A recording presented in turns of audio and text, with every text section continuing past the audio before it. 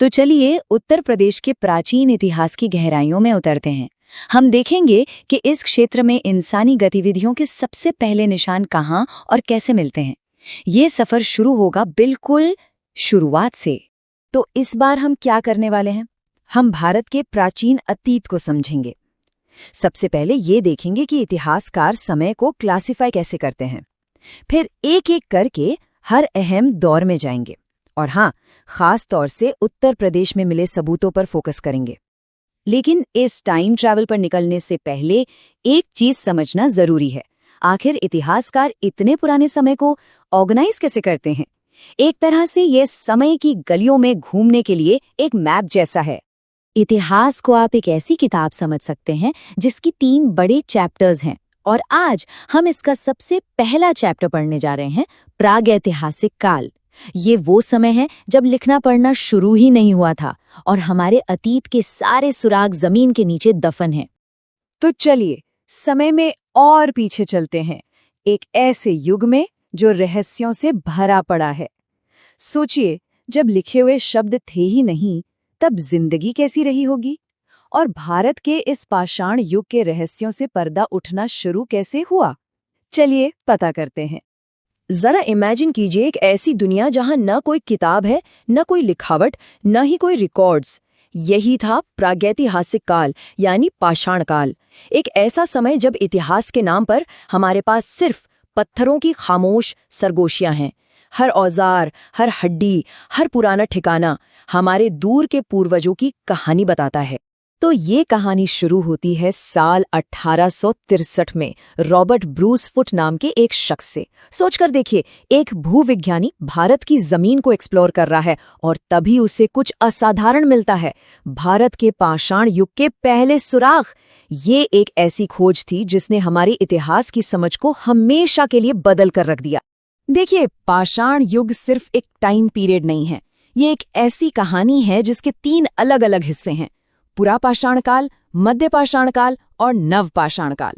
तो चलिए इन तीनों हिस्सों को एक एक करके देखते हैं और समझते हैं कि इंसानियत की कहानी आगे कैसे बढ़ी।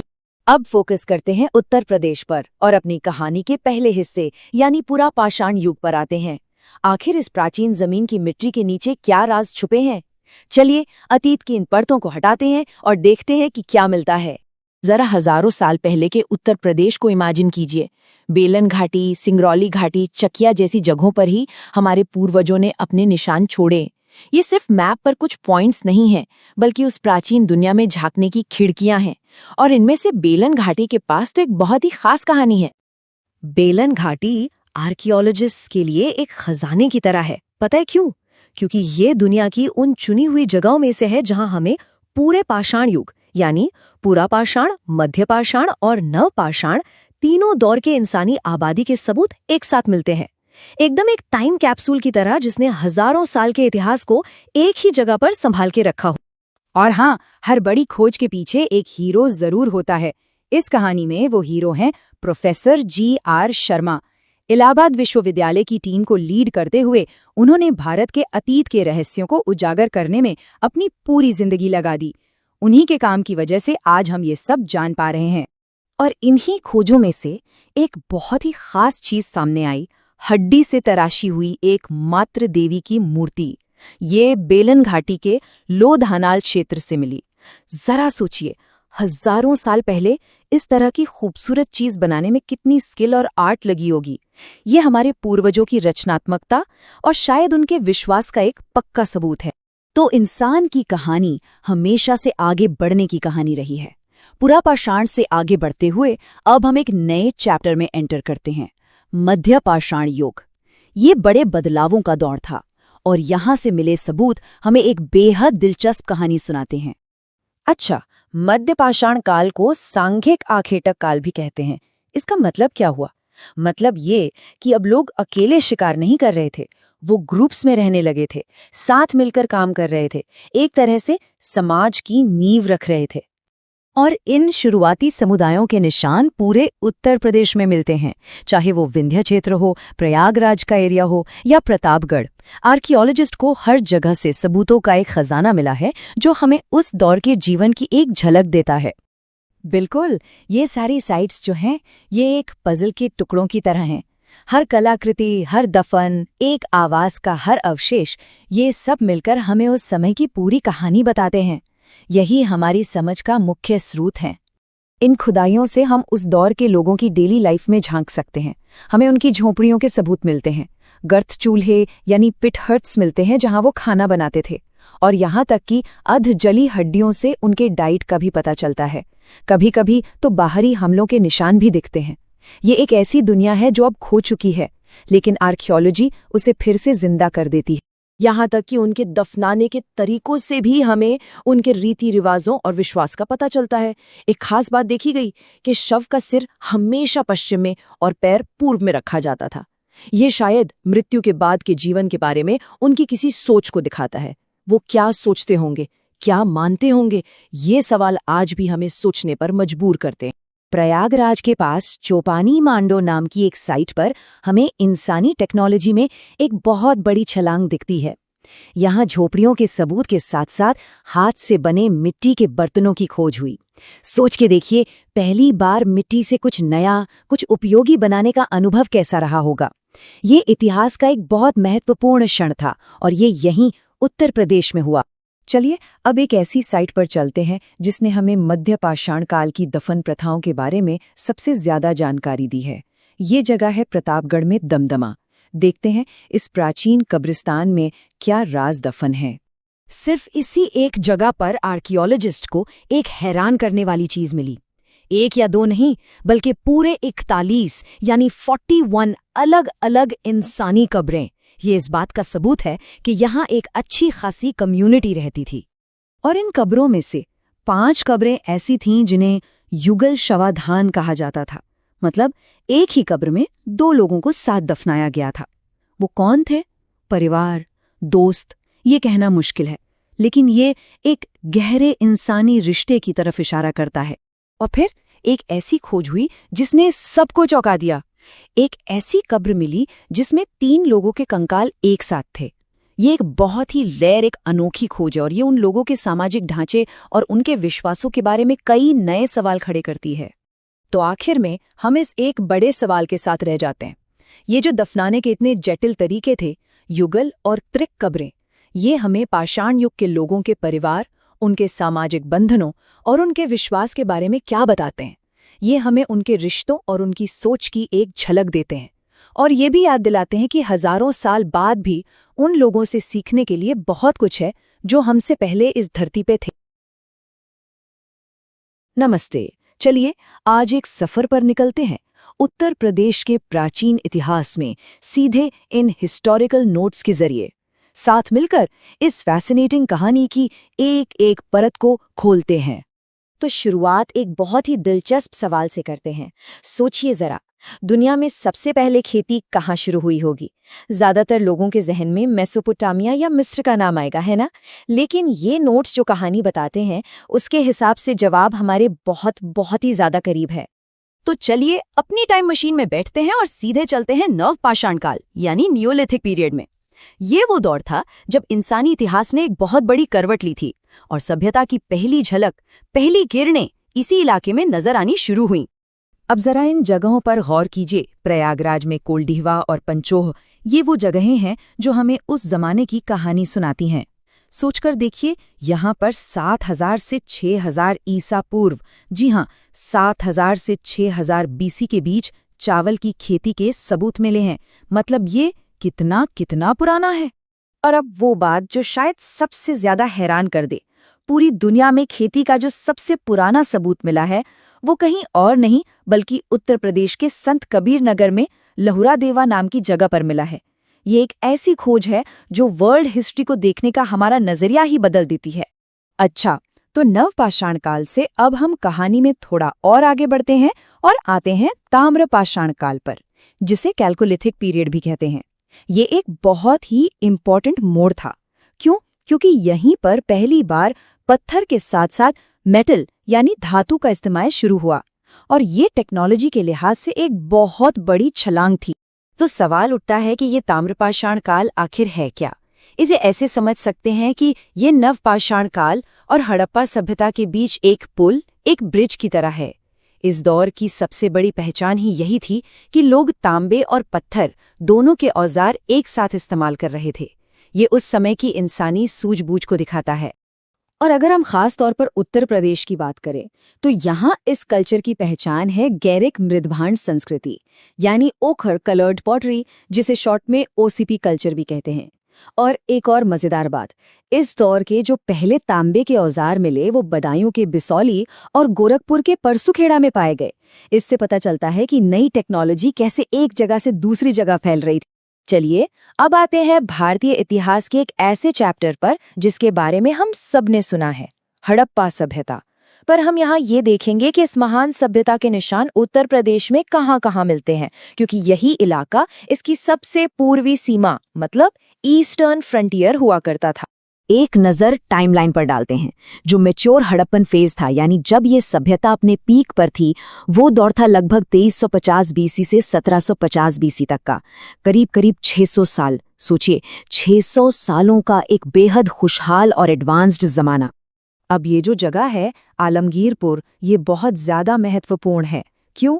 क्योंकि ये हड़प्पा सभ्यता का सबसे पूर्वी मतलब सबसे ईस्ट में पाया गया ठिकाना है। इससे हमें अंदाजा लगता है कि ये सिविलाइजेशन कितनी दूर तक फैली हुई थी। तो चलिए आलमगीरपुर की कहानी को थोड़ा और करीब से जानते हैं। ये जगह मेरठ जिले में हिंडन नदी के किनारे है। 1958 में यज्ञदत्त शर्मा जी ने यहाँ खुदाई करवाई थी और वहां से जो चीजें मिली वो कमाल की हैं। कपास के सबूत, मिट्टी के बर्तन जिन पर गिलहरी और मोर बने हुए हैं, और तो और हड़प्पा की लिखावट भी मिली। ये सारी चीजें हमें उस दौर की जिंदगी की एक छोटी सी झलक देती हैं। लेकिन कहानी सिर्फ आलमगीरपुर पर खत्म नहीं होती, वो तो बस एक शुरुआत थी। पूरा उत्तर प्रदेश ही हड़प्पा के कई ठिकानों का घर था, जैसे सहारनपुर में बड़गांव और हुलास, बागपत में सनौली और भदरपन। मतलब ये एक पूरा नेटवर्क था जो इस पूरे इलाके में फैला हुआ था। अब हम एक ऐसी दहलीज पे खड़े हैं जहां से एक टेक्नोलॉजिकल रेवोल्यूशन शुरू होने वाला है। तांबे और कांसे का दौर अब पीछे छूट रहा है और हम दाखिल हो रहे हैं लौह युग यानी आयरन एज में। ये एक ऐसा बदलाव था जिसने समाज की पूरी तस्वीर ही बदल कर रख दी। अच्छा, तो आर्कियोलॉजिस्ट्स को कैसे पता चलता है कि एक युग खत्म हुआ और दूसरा शुरू? इसका एक बहुत बड़ा सुराग छिपा है मिट्टी के बर्तनों में। ताम्रपाषाण काल की पहचान थी गैरिक मृदभांड या ओसीपी, और जब लौ युग आया तो बर्तनों का स्टाइल बदल गया और चित्रित धूसर मृदभांड या पेंटेड ग्रेवेयर पीजीडब्ल्यू चलन में आ गया। ये सब बर्तनों का बदलाव नहीं था, ये एक बड़े कल्चरल और टेक्नोलॉजिकल शिफ्ट का इशारा था। तो फिर इस नए आयन एज के बड़े सेंटर्स कौन से थे? ये नोट्स हमें कुछ खास जगहों के बारे में बताते हैं, जैसे बरेली में अहिछत्र, मेरठ में हस्तिनापुर। इन जगहों पर जब खुदाई हुई तो लोहे के औजार और हथियार मिले और इसी से ये बात पक्की हो गई कि एक नए और ज्यादा ताकतवर दौर की शुरुआत हो चुकी है। और इसी के साथ हम अपने इस सफर के आखिरी पड़ाव पर पहुंचते हैं, जिसका जिक्र इन नोट्स में है, वैदिक काल। ये वो दौर है जिसे भारतीय सभ्यता की बुनियाद का एक बहुत ही अहम हिस्सा माना जाता है। वैदिक काल कोई छोटा मोटा दौर नहीं था, ये काफी लंबा चला, लगभग 1500 बीसी से लेकर 600 बीसी तक, यानी करीब 900 साल। इन 9 सदियों में समाज, धर्म और कल्चर सब कुछ धीरे धीरे विकसित हुआ। अब इतने लंबे समय को आसानी से समझने के लिए इसे 2 हिस्सों में बांटा जाता है। पहला है शुरुआती दौर, जिसे ऋग्वैदिक काल कहते हैं। ये 1500 से 1000 बीसी तक चला। और दूसरा है उत्तर वैदिक काल, जो 1000 से 600 बीसी तक था। और हाँ, इन दोनों ही दौर की अपनी अपनी अलग खासियतें थीं। तो इस सफर के आखिर में एक सवाल पर सोचते हैं। कांसे से लोहे पर आने का जो ये बदलाव था, उसने प्राचीन उत्तर प्रदेश के समाज को, वहाँ की खेती को और यहाँ तक के लड़ने के तरीकों को किस तरह से पूरी तरह बदल दिया होगा? ये सवाल हमें टेक्नोलॉजी और इंसानी तरक्की के बीच के गहरे रिश्ते के बारे में सोचने पर मजबूर करता है। तो चलिए आज प्राचीन भारत के इतिहास में एक ऐसे दौर का सफर करते हैं जब छोटे छोटे कबीले शक्तिशाली साम्राज्यों में बदल रहे थे, जी हाँ, हम बात करने वाले हैं महाजनपदों की दुनिया की। ये वो 16 महान राज्य थे जिन्होंने सिर्फ भारत का नक्शा ही नहीं बदला, बल्कि हमारी संस्कृति और राजनीति की नींव भी रखी। तो बात है 6ठी शताब्दी ईसा पूर्व की। उस वक्त ना भारत एक बहुत बड़े बदलाव के दौर से गुजर रहा था। हुआ ये कि लोहे के औजारों और खेती के बेहतर तरीकों की वजह से जो पहले के छोटे छोटे कबीलाई राज्य थे, जिन्हें जनपद कहा जाता था, वो अब बड़े और शक्तिशाली राज्यों में बदल रहे थे। और इन्हीं विशाल राज्यों को नाम मिला महाजनपद, यानी महान साम्राज्य।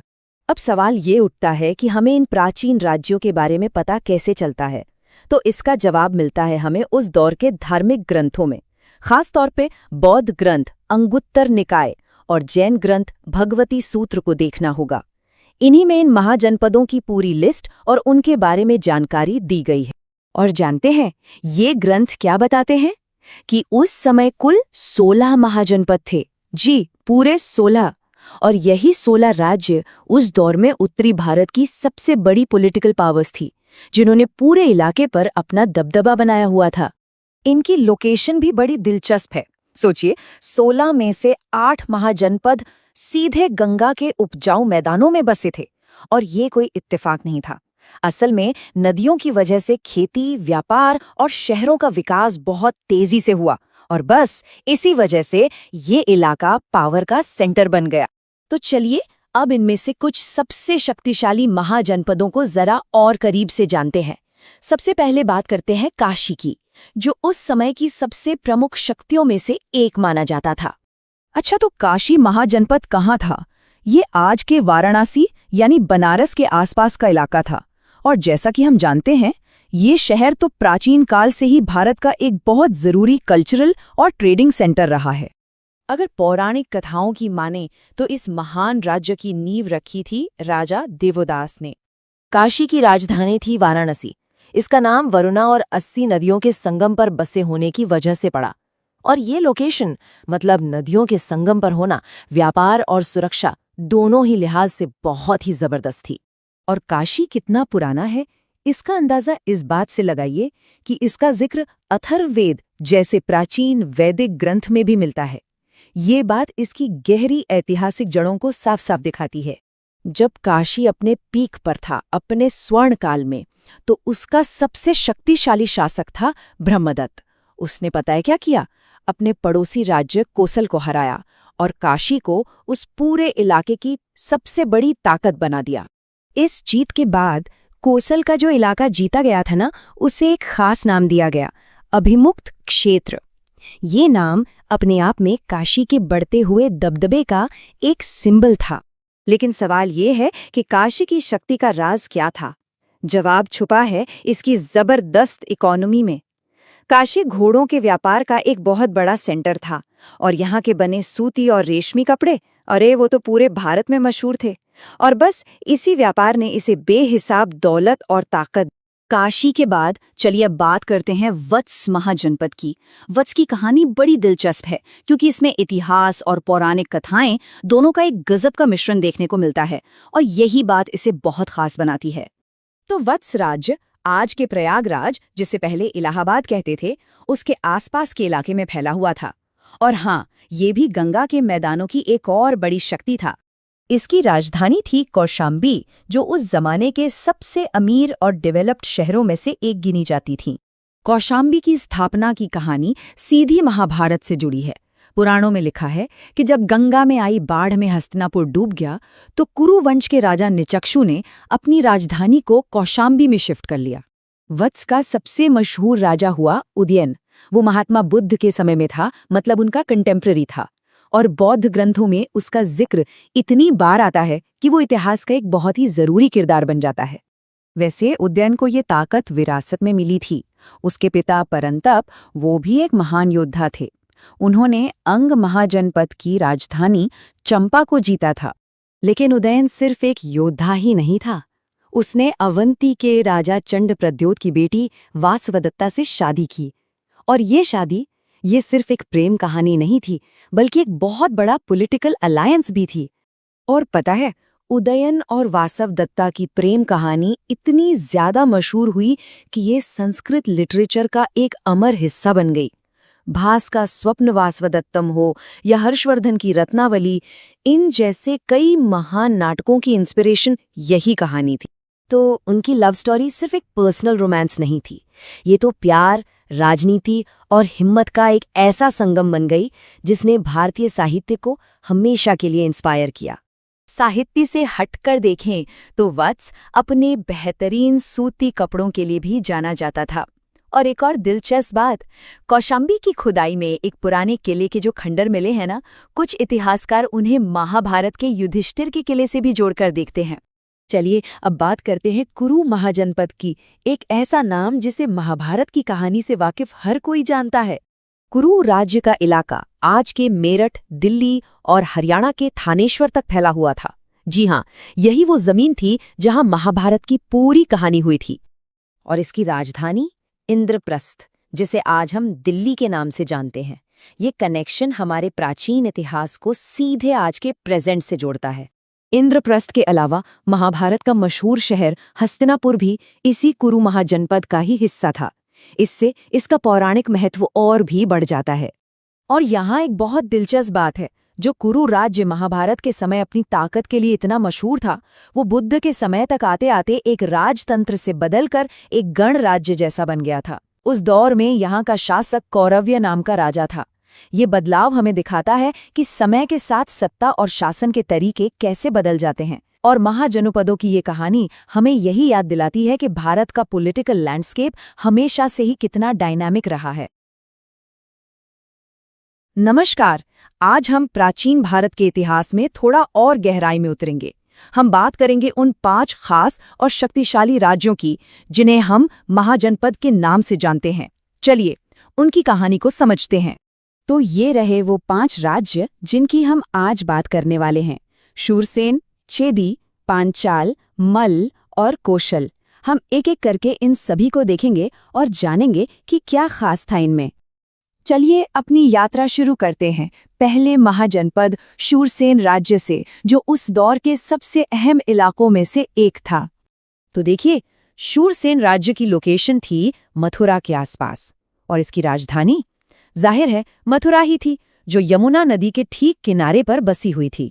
और एक मजेदार बात, उस समय के यूनानी लेखक इस शहर का जिक्र मैथोरा के नाम से करते थे। अच्छा, अब शूरसेन से आगे बढ़ते हैं चेदी राज्य की तरफ, जो अपनी ताकत और प्रभाव के लिए काफी मशहूर था। ये राज्य आज के बुंदेलखंड क्षेत्र में पड़ता था। इसकी राजधानी का नाम था सोत्थिवती, या कुछ स्रोतों के अनुसार शक्तिमती। और हमें इसका जिक्र चेथिया जातक जैसे बौद्ध ग्रंथों में भी मिलता है, जहां उपचर नाम के एक राजा की बात की गई है। अब चेदी के बारे में सबसे दिलचस्प बात क्या है? वो है इसका महाभारत से सीधा कनेक्शन। महाभारत के मुताबिक चेदी का जो सबसे शक्तिशाली राजा था वो था शिशुपाल, और उसकी कहानी सीधे सीधे श्री कृष्ण से जुड़ी है, जिसका वध भी श्री कृष्ण ने ही किया था। इससे आप समझ सकते हैं कि इसका सांस्कृतिक महत्व कितना गहरा था। चलिए अब हमारे अगले राज्य की ओर चलते हैं, पांचाल। इसकी एक बहुत ही खास बात ये थी कि एक बटा हुआ राज्य था। हाँ, तो पांचाल राज्य असल में 2 हिस्सों में बटा हुआ था, और दोनों हिस्सों की अपनी अपनी राजधानियां थीं। जो उत्तरी पांचाल था उसकी राजधानी थी अहिछत्र, और दक्षिणी पांचाल की राजधानी थी काम्पिल्य। अगर हम आज के नक्शे पर देखें तो ये पूरा इलाका आधुनिक रोहिलखंड में आता है, और उस जमाने का मशहूर शहर कान्यकुब्ज, जिसे आज हम कन्नौज कहते हैं, इसी महाजनपद का हिस्सा था। और हाँ, इसका सबसे बड़ा कनेक्शन तो महाभारत की द्रौपदी से है, जिन्हें पांचाली भी इसीलिए कहा जाता था क्योंकि वो यहीं की राजकुमारी थीं। अब हम आ गए हैं मल्ल राज्य में। ये एक ऐसी जगह थी जिसका धार्मिक लिहाज से बहुत ज्यादा महत्व था। सोचिए, ये कितनी बड़ी बात है। 2 महान धर्मों के संस्थापकों ने इसी एक महाजनपद की धरती पर अपने शरीर का त्याग किया। एक तरफ कुशीनारा, जहां महात्मा बुद्ध ने महापरिनिर्वाण प्राप्त किया, और दूसरी तरफ पावा, जहां महावीर स्वामी का निधन हुआ। तो ये इलाका आज के कुशीनगर और देवरिया के आसपास का है। हालांकि इतिहास में मल्ल राज्य ज्यादा समय तक आजाद नहीं है पाया। मगध के शक्तिशाली राजा अजातशत्रु ने इन्हें हराकर इनके इलाके को अपने साम्राज्य में मिला लिया। और यहाँ की एक और खासियत थी हिरण्यावती नदी के किनारे का मशहूर सालवन। और अब हम पहुंचते हैं अपनी सूची के आखिरी महाजनपद पर, कौशल। ये अपने समय की एक बहुत बड़ी राजनीतिक और रणनीतिक शक्ति था। पांचाल की ही तरह कौशल भी 2 हिस्सों में बटा हुआ था, उत्तरी कौशल और दक्षिणी कौशल, और इन दोनों के बीच सीमा बनाने का काम करती थी सरयू नदी। उत्तरी हिस्से की राजधानी श्रावस्ती थी तो दक्षिणी हिस्से की कुशावती। ये महाजनपद आज के अयोध्या के आसपास फैला हुआ था और इसकी उत्तरी राजधानी श्रावस्ती के बारे में तो हमें काफी जानकारी मिलती है, जैसे कि इसका आकार अर्धचंद्राकार यानी आधे चांद जैसा था। ये राप्ती नदी के किनारे पर था और आज पुरातत्वविद इसकी पहचान सहेत महेत नाम की जगह से करते हैं। यहाँ एक बहुत ही महत्वपूर्ण राजनीतिक घटना का जिक्र है। देखिए कैसे उस जमाने में डिप्लोमेसी काम करती थी।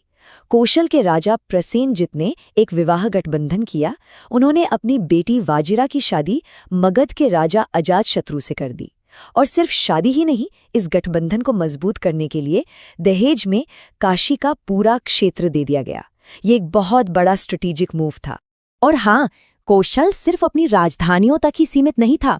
इसके अंदर कपिलवस्तु, साकेत, कितागिरी जैसे और भी कई महत्वपूर्ण शहर और नगर बसे हुए थे, जैसा कि हमें ऐतिहासिक स्रोतों से पता चलता है। तो सवाल ये उठता है कि जब इतने सारे शक्तिशाली राज्य एक दूसरे से होड़ कर रहे थे, अपना प्रभाव बढ़ाने की कोशिश कर रहे थे, तो आखिर में कौन था वो जो इन सब पर हावी हो गया? कौन वो महाशक्ति बनकर उभरा जिसने बाकी सबको अपने अधीन कर लिया? ये सवाल हमें इतिहास के एक बहुत ही दिलचस्प मोड़ पर ले जाता है। नमस्कार, चलिए आज हम गौतम बुद्ध के जीवन की कहानी को समझते हैं, बिल्कुल वैसे जैसे इसे ऐतिहासिक दस्तावेजों में दर्ज किया गया है। हम देखेंगे कि आखिर कैसे एक राजकुमार ने दुनिया को एक नई राह दिखाई। तो इस सफर में हम कहाँ-कहाँ जाएंगे? देखिए, सबसे पहले हम बुद्ध के जीवन को करीब से जानेंगे, फिर बात करेंगे उनके पहले उपदेश और उनकी शिक्षाओं की। उसके बाद देखेंगे कि उनकी शिक्षाएं कहाँ सबसे ज्यादा फैलीं, उनके जीवन के आखिरी पल कैसे थे, और आखिर में बौद्ध धर्म से जुड़े सबसे जरूरी स्थलों पर भी नजर डालेंगे। तो चलिए शुरू करते हैं। कहानी की शुरुआत होती है एक राजकुमार के शुरुआती जीवन से, जिसे दुनिया ने आगे चलकर बुद्ध का नाम दिया। हाँ, तो ये सारी जानकारी सीधे उन ऐतिहासिक दस्तावेजों पर आधारित हैं जो उनके जीवन का ब्यौरा देते हैं। तो हम कहानी को बिल्कुल वैसे ही समझेंगे, स्टेप बाय स्टेप, जैसा उसे दर्ज किया गया है। तो देखिए, बौद्ध धर्म की नींव रखी थी गौतम बुद्ध ने, पर ये बुद्ध शब्द आया कहाँ से? इसका मतलब क्या है? इसका बहुत गहरा मतलब है। एक ऐसा इंसान जिसे आर्य सत्य का यानी परम ज्ञान का बोध हो गया हो। लेकिन बुद्ध बनने से पहले उनका एक बचपन का नाम भी तो था, और वो नाम था सिद्धार्थ। तो सिद्धार्थ का जन्म हुआ था 563 ईसा पूर्व वैशाख पूर्णिमा के दिन। और जगह कौन सी थी? नेपाल का लुम्बिनी। कहते हैं कि वहां साल के पेड़ों के एक सुंदर बाग में उनका जन्म हुआ था।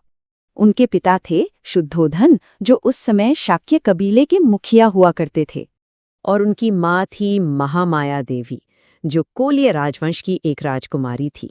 अब महामाया देवी के बारे में थोड़ा और जाने तो वो देवदाह राज्य के राजा अंजन की बेटी थीं। तो इसका मतलब ये हुआ कि गौतम बुद्ध का ननिहाल देवदाह में था। और जब सिद्धार्थ सिर्फ 16 साल के थे तो उनकी शादी यशोधरा से हो गई।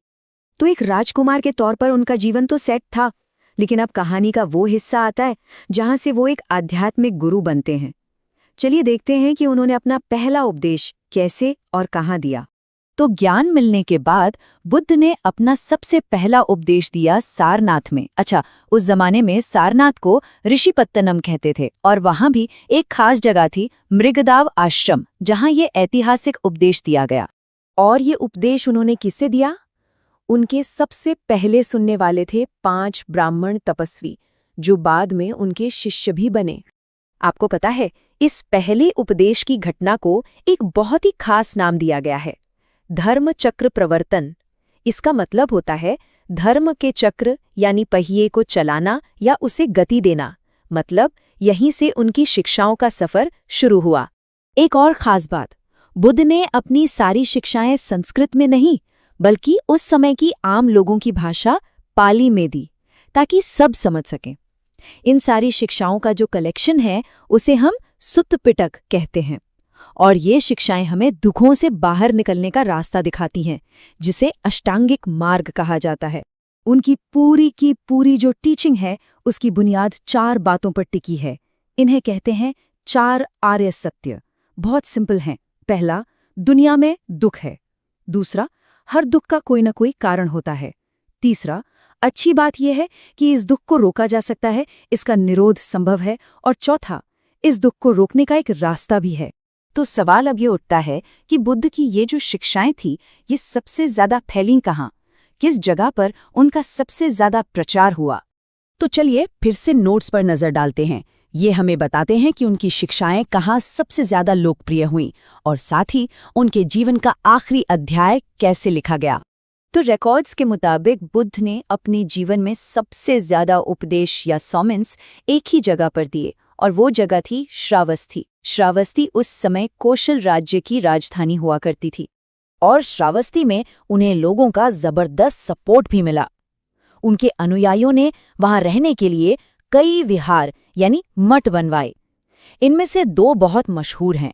एक तो जेतवन विहार, जिसे अनाथपिंडक ने दान में दिया था, और दूसरा पुब्बाराम विहार, जिसे प्रसेनजित ने बनवाया था। चलिए अब हम कहानी के आखिरी हिस्से की तरफ बढ़ते हैं। बुद्ध के जीवन का अंतिम समय, जिसे बौद्ध धर्म में महापरिनिर्वाण कहा जाता है। तो हुआ ये कि उन्होंने अपना आखिरी उपदेश कुशीनगर में सबद्ध नाम के एक व्यक्ति को दिया, और फिर वहीं 483 ईसा पूर्व में जब वे 80 साल के थे, हिरण्यवती नदी के किनारे 2 साल के पेड़ों के बीच उन्होंने अपना शरीर त्याग दिया। इसी घटना को महापरिनिर्वाण कहते हैं। उनका अंतिम संस्कार भी कुशीनगर में ही रामसंभार नदी के किनारे किया गया, और आज उस जगह पर उनकी याद में एक स्तूप बनाया गया है, जिसे रामभर स्तूप के नाम से जाना जाता है। और आखिर में चलिए उन खास जगहों पर एक नज़र डालते हैं जो बुद्ध के जीवन से सीधे तौर पर जुड़ी हैं। इन सब जगहों को मिलाकर आज बौद्ध सर्किट कहा जाता है, जो उनकी पूरी जीवन यात्रा को दिखाता है। ये लिस्ट उन सभी जरूरी जगहों की है जो उनके जीवन के अलग अलग पड़ावों की गवाह हैं। आज ये सारी जगहें बौद्ध धर्म के अनुयायियों के लिए बहुत बड़े तीर्थ स्थल हैं। इस सर्किट में कौन कौन सी जगहें आती हैं? देखिए, इसमें कपिलवस्तु है जहां उनका बचपन बीता, सारनाथ है जहां पहला उपदेश दिया, कुशीनगर है जहां महापरिनिर्वाण हुआ, और इनके अलावा कौशाम्बी, श्रावस्ती, संकिसा, अतरंजी खेड़ा, देवदह, रामग्राम और अहिछत्र, ये सभी जगहें बौद्ध इतिहास में अपनी खास जगह रखती हैं। तो बुद्ध की जीवन की ये कहानी तो यहाँ पूरी होती है, लेकिन ये हमें एक बहुत बड़े सवाल के साथ छोड़ जाती है। ये सारी जगहें तो सिर्फ एक इंसान की जीवन यात्रा के निशान है ना? तो फिर ऐसा क्या था उनके विचारों में कि उन्होंने दुनिया भर के अरबों लोगों की जिंदगी पर इतनी गहरी छाप छोड़ी? नमस्कार। आज हम जैन धर्म की उन हस्तियों के बारे में बात करने वाले हैं जो इसकी नींव हैं, यानी तीर्थंकर। तो चलिए हमारे स्रोत नोट्स के आधार पर इस सफर की शुरुआत करते हैं। अच्छा, एक सवाल से शुरू करते हैं। जब हम जैन धर्म में विजेता होने की बात करते हैं तो इसका असल मतलब क्या होता है? ये विजेता आखिर है कौन, और वो किस चीज पर जीत हासिल करते हैं? देखिए, इसका जवाब ना जैन शब्द में ही छिपा है। ये शब्द निकला है जिन से, जिसका मतलब होता है विजेता। लेकिन यहाँ लड़ाई किसी बाहरी दुश्मन से नहीं है, बल्कि ये लड़ाई खुद से है। ये जीत है अपनी इच्छाओं पर, अपनी कमजोरियों पर काबू पा लेने की। तो इस परंपरा की शुरुआत कहाँ से होती है? वो होती है पहले तीर्थंकर और जैन धर्म के संस्थापक ऋषभदेव से। आइए उनके बारे में थोड़ा और जानते हैं। ऋषभदेव को 2 और नामों से भी जाना जाता था। एक था आदिनाथ और दूसरा केसरियानाथ। ऋषभदेव के जीवन से जुड़ी कुछ जरूरी बातें देख लेते हैं। उनका जन्म अयोध्या के प्रसिद्ध इक्ष्वाकु वंश में हुआ था, और उनका प्रतीक था वृषभ यानी कि बैल। पर सबसे दिलचस्प बात यह है कि उनका जिक्र सिर्फ जैन ग्रंथों तक ही सीमित नहीं है। भागवत पुराण में उन्हें विष्णु का एक अवतार बताया गया है, और सोचिए, प्राचीन ऋग्वेद में भी उनका उल्लेख मिलता है। ये बात उनके ऐतिहासिक महत्व को और भी गहरा कर देती है। और उन्हें सर्वोच्च ज्ञान जिसे कैवल्य कहते हैं वो कहाँ मिला? वो मिला प्रयागराज में एक बरगद के पेड़ के नीचे। यही वो पल था जिसने सब कुछ बदल दिया। तो ऋषभदेव के बाद ये परंपरा आगे कैसे बढ़ी? चलिए अब कुछ और शुरुआती तीर्थंकरों के बारे में क्रम से जानते हैं। यहाँ अगले 3 तीर्थंकरों की जानकारी है। दूसरे थे अजितनाथ, जिनका जन्म भी अयोध्या में हुआ और प्रतीक था हाथी। उनके बाद आए तीसरे तीर्थंकर संभवनाथ, जिनका जन्म स्थान था श्रावस्ती और प्रतीक था घोड़ा। और फिर थे चौथे तीर्थंकर अभिनंदननाथ, जो फिर से अयोध्या से थे और उनका प्रतीक था बंदर। चलिए अब इस सिलसिले को आगे बढ़ाते हैं और कुछ और प्रमुख तीर्थंकरों और उनके जन्मस्थानों पर एक नजर डालते हैं। 5वें तीर्थंकर भगवान सुमतिनाथ का जन्म भी अयोध्या में हुआ था। छठे थे भगवान पद्म प्रभु, जो कौशाम्बी से थे। और 7वें तीर्थंकर भगवान सुपार्श्वनाथ का जन्मस्थान था वाराणसी। छठे तीर्थंकर भगवान पद्म प्रभु के बारे में एक खास बात पता चलती है। उनका नाम मंदिर और प्रभुगिरी से भी जोड़ा जाता है। अब इस सूची में आगे बढ़ते हैं। 8वें तीर्थंकर थे भगवान चंद्रप्रभ, जिनका जन्म वाराणसी के पास चंद्रावती में हुआ। 9वें भगवान पुष्पदंत देवरिया के काकंदी से थे। और फिर सीधे 13वें तीर्थंकर भगवान विमलनाथ का जन्मस्थान था कम्पिल्य। 14वें तीर्थंकर भगवान अनंतनाथ का जन्म एक बार फिर अयोध्या में हुआ।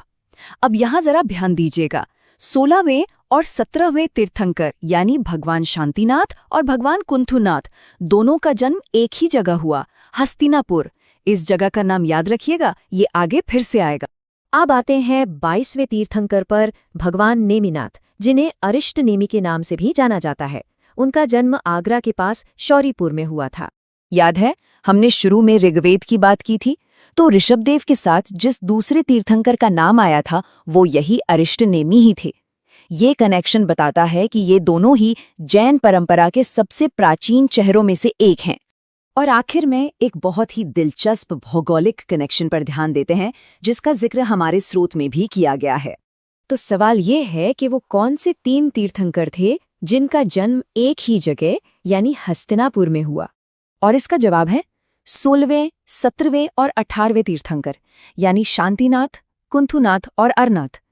ये एक बहुत दिलचस्प पैटर्न है ना, कि कैसे कुछ शहर जैसे अयोध्या और हस्तिनापुर जैन इतिहास के केंद्र में बार बार आते हैं। ये बात हमें सोचने पर मजबूर करती है। क्या ये बस एक संयोग था या फिर इन जगहों में सच में कोई ऐसी आध्यात्मिक ऊर्जा थी जो इन महान आत्माओं को अपनी ओर खींच लाती थी? ये सोचने वाली बात है। नमस्कार, चलिए आज एक सफर पर चलते हैं जैन धर्म की दुनिया में और इसके कुछ सबसे जरूरी तथ्यों को समझते हैं। हम इसके प्रमुख तीर्थंकरों, पवित्र स्थलों और उन महान हस्तियों के बारे में जानेंगे जिन्होंने इस धर्म को आकार दिया। तो शुरुआत करते हैं 23वें तीर्थंकर पार्श्वनाथ से। तो आज हम क्या क्या देखने वाले हैं? सबसे पहले हम 23वें तीर्थंकर पार्श्वनाथ के बारे में जानेंगे, फिर देवगढ़ जैसे कला के खजानों तक चलेंगे। इसके बाद हम जैन धर्म के सबसे पवित्र स्थलों की यात्रा करेंगे और कुछ ऐसी हस्तियों से मिलेंगे जिनका इतिहास में बहुत बड़ा योगदान रहा है। तो चलिए सबसे पहले बात करते हैं पार्श्वनाथ की, जो जैन धर्म के 23वें तीर्थंकर थे। तीर्थंकर मतलब वो मार्गदर्शक जो दूसरों को ज्ञान का रास्ता दिखाते हैं। तो आखिर कौन थे पार्श्वनाथ और कहाँ से आए थे? आइए जानते हैं। पार्श्वनाथ का जन्म हुआ था वाराणसी में। और पता है सबसे दिलचस्प बात क्या है? उनका समय 24वें और अंतिम तीर्थंकर महावीर स्वामी से भी लगभग 250 साल पहले का है। इससे पता चलता है कि जैन धर्म की जड़ें कितनी गहरी और कितनी पुरानी हैं। और देखिए, वो कोई आम इंसान नहीं थे, बल्कि काशी के राजा अश्वसेन के बेटे थे। उनकी शादी अयोध्या की राजकुमारी प्रभावती से हुई थी। मतलब उन्होंने एक शाही जीवन जिया, जिसे बाद में उन्होंने ज्ञान की तलाश में छोड़ दिया। पार्श्वनाथ को पुरुषादानीय और निर्ग्रंथ जैसी उपाधियां मिली। निर्ग्रंथ का मतलब होता है जो सभी सांसारिक बंधनों से मुक्त हो। ये उनकी आध्यात्मिक स्थिति को दिखाता है। और उनका प्रतीक था सर्प, जो जैन कला में अक्सर उनके साथ दिखाया जाता है। तो उनकी जो आध्यात्मिक यात्रा थी वो शुरू हुई 30 साल की उम्र में, जब उन्होंने राजपाट सब छोड़ दिया। इसके बाद उन्होंने सम्मेद शिखर पर्वत पर 83 दिनों तक कठोर तपस्या की और आखिर में उन्हें सर्वोच्च ज्ञान यानी केवल ज्ञान मिला। ज्ञान मिलने के बाद पार्श्वनाथ ने 4 महाव्रत दिए जो कह सकते हैं कि जैन धर्म की नींव बने। पहला सत्य यानी हमेशा सच बोलना, दूसरा अहिंसा यानी किसी भी जीव को तकलीफ न देना, तीसरा अस्तेय मतलब चोरी न करना, और चौथा अपरिग्रह यानी जरूरत से ज्यादा संपत्ति इकट्ठा न करना। अब यहां एक बहुत जरूरी बात आती है। पार्श्वनाथ की इन 4 शिक्षाओं में बाद में महावीर स्वामी ने एक 5वां महाव्रत भी जोड़ा, और वो था ब्रह्मचर्य यानी अपनी इंद्रियों पर संयम रखना। इसके साथ ही जैन धर्म के 5 महाव्रत पूरे हुए। तो देखिए, जैन धर्म सिर्फ एक फिलॉसफी नहीं है, इसके बहुत ही शानदार कलात्मक विरासत भी है। और इसे देखने के लिए अब हम चलते हैं ललितपुर के देवगढ़, जिसे जैन मूर्तियों का संग्रहालय भी कहा जाता है। ये जो देवगढ़ है, ये बेतवा नदी के किनारे बसा एक ऐतिहासिक किला है। ये जगह इसलिए खास है क्योंकि इसके अंदर 31 प्राचीन जैन मंदिर हैं, जो इसे जैन कला और वास्तुकला का एक बहुत ही जरूरी सेंटर बनाते हैं। अच्छा, देवगढ़ तो बस एक झलक थी। जैन धर्म पूरे भारत में फैला, और अब हम कुछ और प्रमुख पवित्र स्थलों को देखेंगे जहां आज भी लाखों श्रद्धालु जाते हैं। तो सबसे पहले बात करते हैं हस्तिनापुर की, जो मेरठ के पास है। ये उत्तर भारत का सबसे बड़ा जैन धार्मिक केंद्र है। इसका महत्व इतना ज्यादा है कि इसे जैनियों की काशी भी कहा जाता है, ठीक वैसे ही जैसे हिंदुओं के लिए काशी पवित्र है। इसके बाद एक और बहुत जरूरी जगह है श्रावस्ती। इसे भगवान पद्म प्रभु की तपोभूमि माना जाता है, यानी वो धरती जहां उन्होंने तपस्या और साधना की थी। और अयोध्या का महत्व तो कुछ और ही है। सोचिए, 1 या 2 नहीं बल्कि 5 अलग अलग तीर्थंकरों की जन्मभूमि रही है ये जगह। अब आते हैं मथुरा पर, जिसका जैन धर्म में आप कह सकते हैं डबल रोल है। इसे न केवल धर्म का एक जन्मस्थान माना जाता है, बल्कि ये मूर्ति कला की मशहूर मथुरा शैली का केंद्र भी था। यहाँ का कंकाली टीला एक पुरातात्विक स्थल है, जहां से जैन धर्म की प्राचीनता के सबसे पुराने सबूत मिले हैं। और ये लिस्ट देखिए, ये दिखाती है कि जैन धर्म का प्रभाव कितना दूर दूर तक फैला हुआ था। आगरा के बटेश्वर से लेकर वाराणसी के मंगलायतन तक हर जगह इसके केंद्र स्थापित हुए। अच्छा, तीर्थंकरों के अलावा भी इतिहास में कुछ ऐसे लोग हुए जिनका जैन धर्म से बहुत गहरा नाता रहा। चलिए उनमें से 2 को जानते हैं। पहले हैं मक्खली गोसाल, जो महावीर स्वामी के ही समय में थे। और यहाँ एक बहुत ही मजेदार कहानी है कि वे कभी महावीर के साथी थे, लेकिन बाद में कुछ मतभेदों की वजह से उन्होंने अपना एक अलग ही दर्शन आजीवक संप्रदाय शुरू कर दिया। और दूसरा बड़ा नाम है संप्रतीका, जो कि महान मौर्य सम्राट अशोक के पोते थे। ये बात इसलिए जरूरी है क्योंकि जहां अशोक ने बौद्ध धर्म को संरक्षण दिया, वहीं उनके पोते संप्रति को जैन धर्म का संरक्षक माना जाता है, जिनका जिक्र उत्पिल मोदगंध जैसे ग्रंथों में मिलता है। और अब आखिर में चलिए देखते हैं कि कैसे राजा महाराजाओं ने जैन कला को हमेशा के लिए अमर कर दिया। इसका एक शानदार उदाहरण हमें ग्वालियर में मिलता है। ये जो आप देख रहे हैं, ये कमाल की बात है कि ग्वालियर जिले में तोमर वंश के शासकों द्वारा चट्टानों को काटकर 24 तीर्थंकरों की विशाल प्रतिमाएं बनाई गई हैं। ये सिर्फ कला का नमूना नहीं है, बल्कि इस बात का सबूत है कि कैसे शासकों के संरक्षण ने जैन धर्म को एक स्थायी विरासत दी।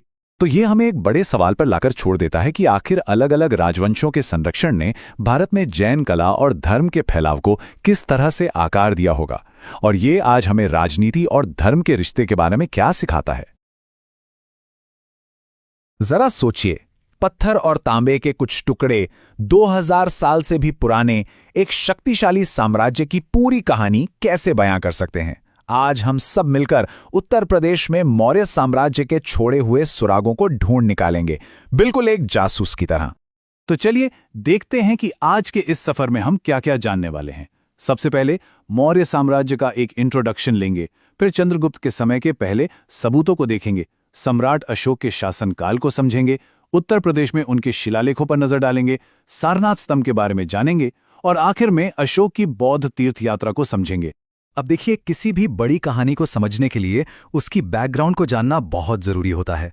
तो सवाल यह है कि मौर्यों के आने से पहले उत्तर प्रदेश में किसका राज था, और उससे भी ज्यादा इंटरेस्टिंग बात यह है कि उन्होंने अपने पीछे क्या सबूत नहीं छोड़े।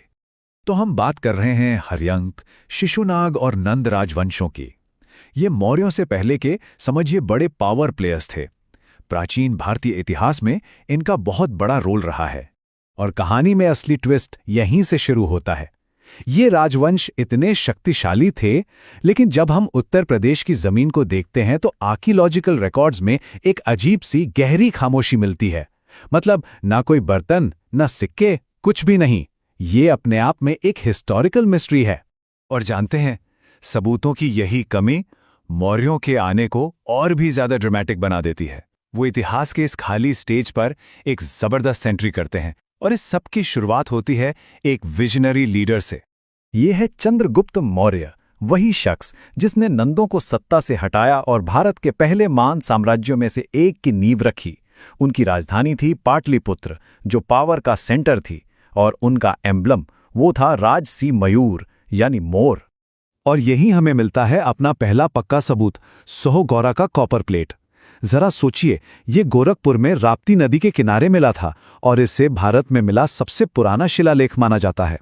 ये किसी ऐतिहासिक खजाने से कम नहीं है। तो आखिर इस पुराने से तांबे के प्लेट पर लिखा क्या था? कोई जंग जीतने की बड़ी बड़ी बातें? नहीं, बिल्कुल नहीं। ये तो पूरी तरह से प्रैक्टिकल था। ये एक तरह का पब्लिक नोटिस था कि अकाल के समय के लिए अनाज जमा किया जा रहा है। इससे पता चलता है कि मौर्य प्रशासन अपने लोगों की कितनी फिक्र करता था। और देखिए, कहानी सिर्फ शिलालेखों तक ही सीमित नहीं है। जरा मथुरा जैसे शहरों की लोकेशन को देखिए। ये उस समय के दो मेन ट्रेड रूट्स, समझिए कि दो सुपर हाईवे, उत्तरापथ और दक्षिणापथ का जंक्शन पॉइंट था। ये मौर्य साम्राज्य के जबरदस्त ट्रेड नेटवर्क की अहमियत को दिखाता है।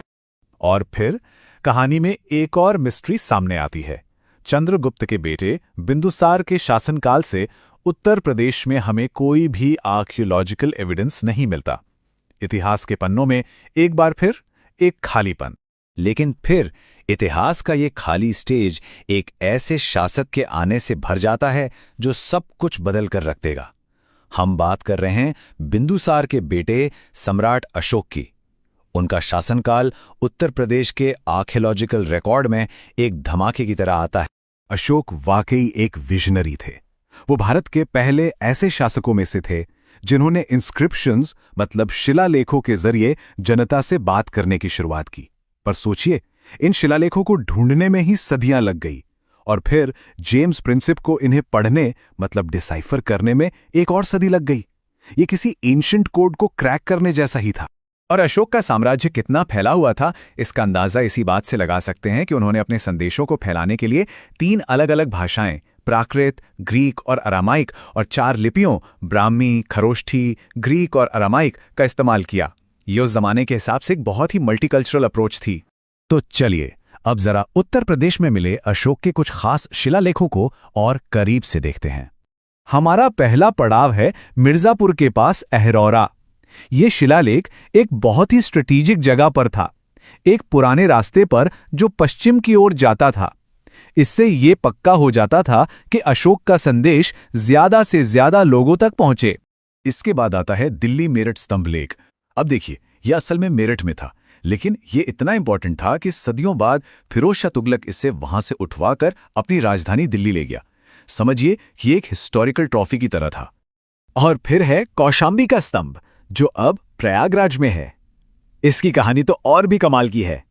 इसे असल में कौशाम्बी से इलाहाबाद किले में मुगल सम्राट अकबर ने शिफ्ट करवाया था। और तो और बाद में इस पर मुगल सम्राट जहांगीर ने भी अपना एक लेख लिखवाया। मतलब एक ही पिलर पर कई साम्राज्यों की कहानी लिखी है। और ये पिलर हमें एक पर्सनल टच भी देता है। इसे रानी का अभिलेख भी कहते हैं। क्यों? क्योंकि इसमें अशोक की रानी कारुवाकी और उनके बेटे तिवर का जिक्र है और रानी द्वारा दिए गए एक दान की बात कही गई है। ये हमें शाही परिवार की जिंदगी की एक छोटी सी पर बहुत रेयर ग्लिम्स देता है। इसी कौशाम्बी अभिलेख में महामात्रों यानी अधिकारियों को एक सीधा आदेश दिया गया था। आदेश था कि संघ में यानी बौद्ध मठों के ऑर्डर में किसी भी तरह की फूट को रोका जाए। और एकता बनाए रखने का यही मैसेज हमें एक और बहुत ही अहम जगह पर मिलता है, सारनाथ। सारनाथ में मिले छोटे स्तंभ लेख का सब्जेक्ट भी वही है, संघ भेद यानी संघ में फूट। इसकी भाषा प्राकृत और लिपि ब्राह्मी है और इसका मकसद भी यही था कि संघ की एकता को हर हाल में बनाए रखा जाए। पर अशोक के काम सिर्फ शिलालेखों और आदेशों तक ही सीमित नहीं थे। उनकी पर्सनल फेथ, उनकी बौद्ध धर्म में आस्था भी बहुत गहरी थी। और इसका सबसे बड़ा सबूत है उनकी तीर्थ यात्रा। इतिहासकार डॉक्टर स्मिथ के अनुसार अशोक की तीर्थयात्रा का एक क्रम था। वो सबसे पहले लुम्बिनी गए, फिर कपिलवस्तु, सारनाथ, श्रावस्ती, बोधगया और आखिर में कुशीनगर। ये सभी जगहें बौद्ध धर्म के लिए बहुत पवित्र हैं। तो हम वापस उसी सवाल पर आते हैं जिससे हमने शुरुआत की थी। आखिर शिलालेखों के ये चंद टुकड़े एक इतने बड़े साम्राज्य की कहानी कैसे कह जाते हैं? ये हमें यही सिखाते हैं कि इतिहास सिर्फ राजाओं और जंगों का लेखा जोखा नहीं है। ये लोगों, उनके विश्वास और उनके जीने के तरीके की कहानी है। और ये हमें याद दिलाता है कि जमीन के नीचे दबे हुए ऐसे न जाने कितने और राज हैं जिन्हें जानना भी बाकी है। नमस्कार। आज हम इतिहास के पन्नों को एक अलग ही नजरिए से पलटेंगे। हम चलेंगे वक्त में पीछे, उन कहानियों को सुनने जो पत्थरों में कैद हैं। देखिए, ये सिर्फ कलाकृतियां नहीं हैं, ये तो गवाह हैं गुजरे हुए जमानों के, बड़े बड़े साम्राज्यों के, महान राजाओं के और उनके गहरे विचारों के। तो चलिए शुरू करते हैं इनकी कहानी को जानना। तो हमारी ये यात्रा शुरू होती है भारत के सबसे जाने माने निशानों में से एक से, सारनाथ में अशोक का सिंह शीर्ष। ये सिर्फ एक मूर्ति नहीं है, ये उससे कहीं बढ़कर है। ये पत्थर में तराशा हुआ एक बहुत ही शक्तिशाली संदेश है। तो ये है कहाँ? ये है उत्तर प्रदेश में वाराणसी के पास सारनाथ में। और इसे बनवाया किसने था? महान मौर्य सम्राट अशोक ने, आज से करीब 2500 साल पहले, 2500 ईसा पूर्व में। अब इसके पीछे का जो मतलब है वो बहुत गहरा है। आप देख रहे हैं ना, ये 4 शानदार शेर, ये चारों अलग अलग दिशाओं में देख रहे हैं। ये सम्राट अशोक का एक तरीका था ये बताने का कि बुद्ध का जो धम्म है, मतलब उनका शांति और धर्म का संदेश, वो दुनिया के कोने कोने तक पहुंचना चाहिए। लेकिन रुकिए, कहानी यहीं खत्म नहीं होती। इसके बेस पर, जिसे अबैकस कहते हैं, वहां 4 और जानवर बने हैं और हर एक का अपना एक खास मतलब है। जैसे हाथी, वो बुद्ध के जन्म का प्रतीक है। फिर है बैल, जो उनकी राशि को दिखाता है। घोड़ा, जो उनके घर छोड़ने की घटना, जिसे महान त्याग कहते हैं, उसकी याद दिलाता है। और आखिर में शेर, जो खुद बुद्ध की शक्ति, शांति और ज्ञान को दर्शाता है। और एक कमाल की बात बताऊं, आज हम जो देख रहे हैं ना, वो असल में अधूरी तस्वीर है। पता है, इन शेरों के ऊपर एक बहुत बड़ा धर्म चक्र, यानी कानून का पहिया भी हुआ करता था, और उसमें 32 तीलियां थीं। ये इस बात का प्रतीक था कि आखिर में जीत हमेशा धर्म की ही होती है, ताकत की नहीं। तो अब सवाल ये उठता है कि भाई ये बना कैसे? देखिए, ये पूरा का पूरा स्तंभ, जिसे हम अशोक स्तंभ के नाम से जानते हैं, वो एक ही बड़े से पत्थर को काटकर बनाया गया है। और ये जो खास पॉलिश वाला बलुआ पत्थर है ना, इसे मिर्जापुर के पास चुनार की खदानों से लाया गया था। और यहीं पर आके देखिए इतिहास कैसे आज से जुड़ जाता है। जरा सोचिए, 2500 साल गुजर गए और फिर 26 जनवरी 1950 को जब भारत एक गणतंत्र बना, तो इसी सिंह शीर्ष को हमारे देश का राष्ट्रीय प्रतीक यानी नेशनल एम्ब्लम चुना गया। मतलब ये पुराने भारत के आदर्शों और नए भारत की उम्मीदों का कितना जबरदस्त मेल है। और हमारे राष्ट्रीय प्रतीक के ठीक नीचे देवनागरी लिपि में हमारा आदर्श वाक्य लिखा है, सत्यमेव जयते। ये बहुत ही शक्तिशाली वाक्यांश है, जिसका मतलब है सच्चाई की ही हमेशा जीत होती है। और ये लिया गया है हमारे प्राचीन ग्रंथ मुंडकोपनिषद से।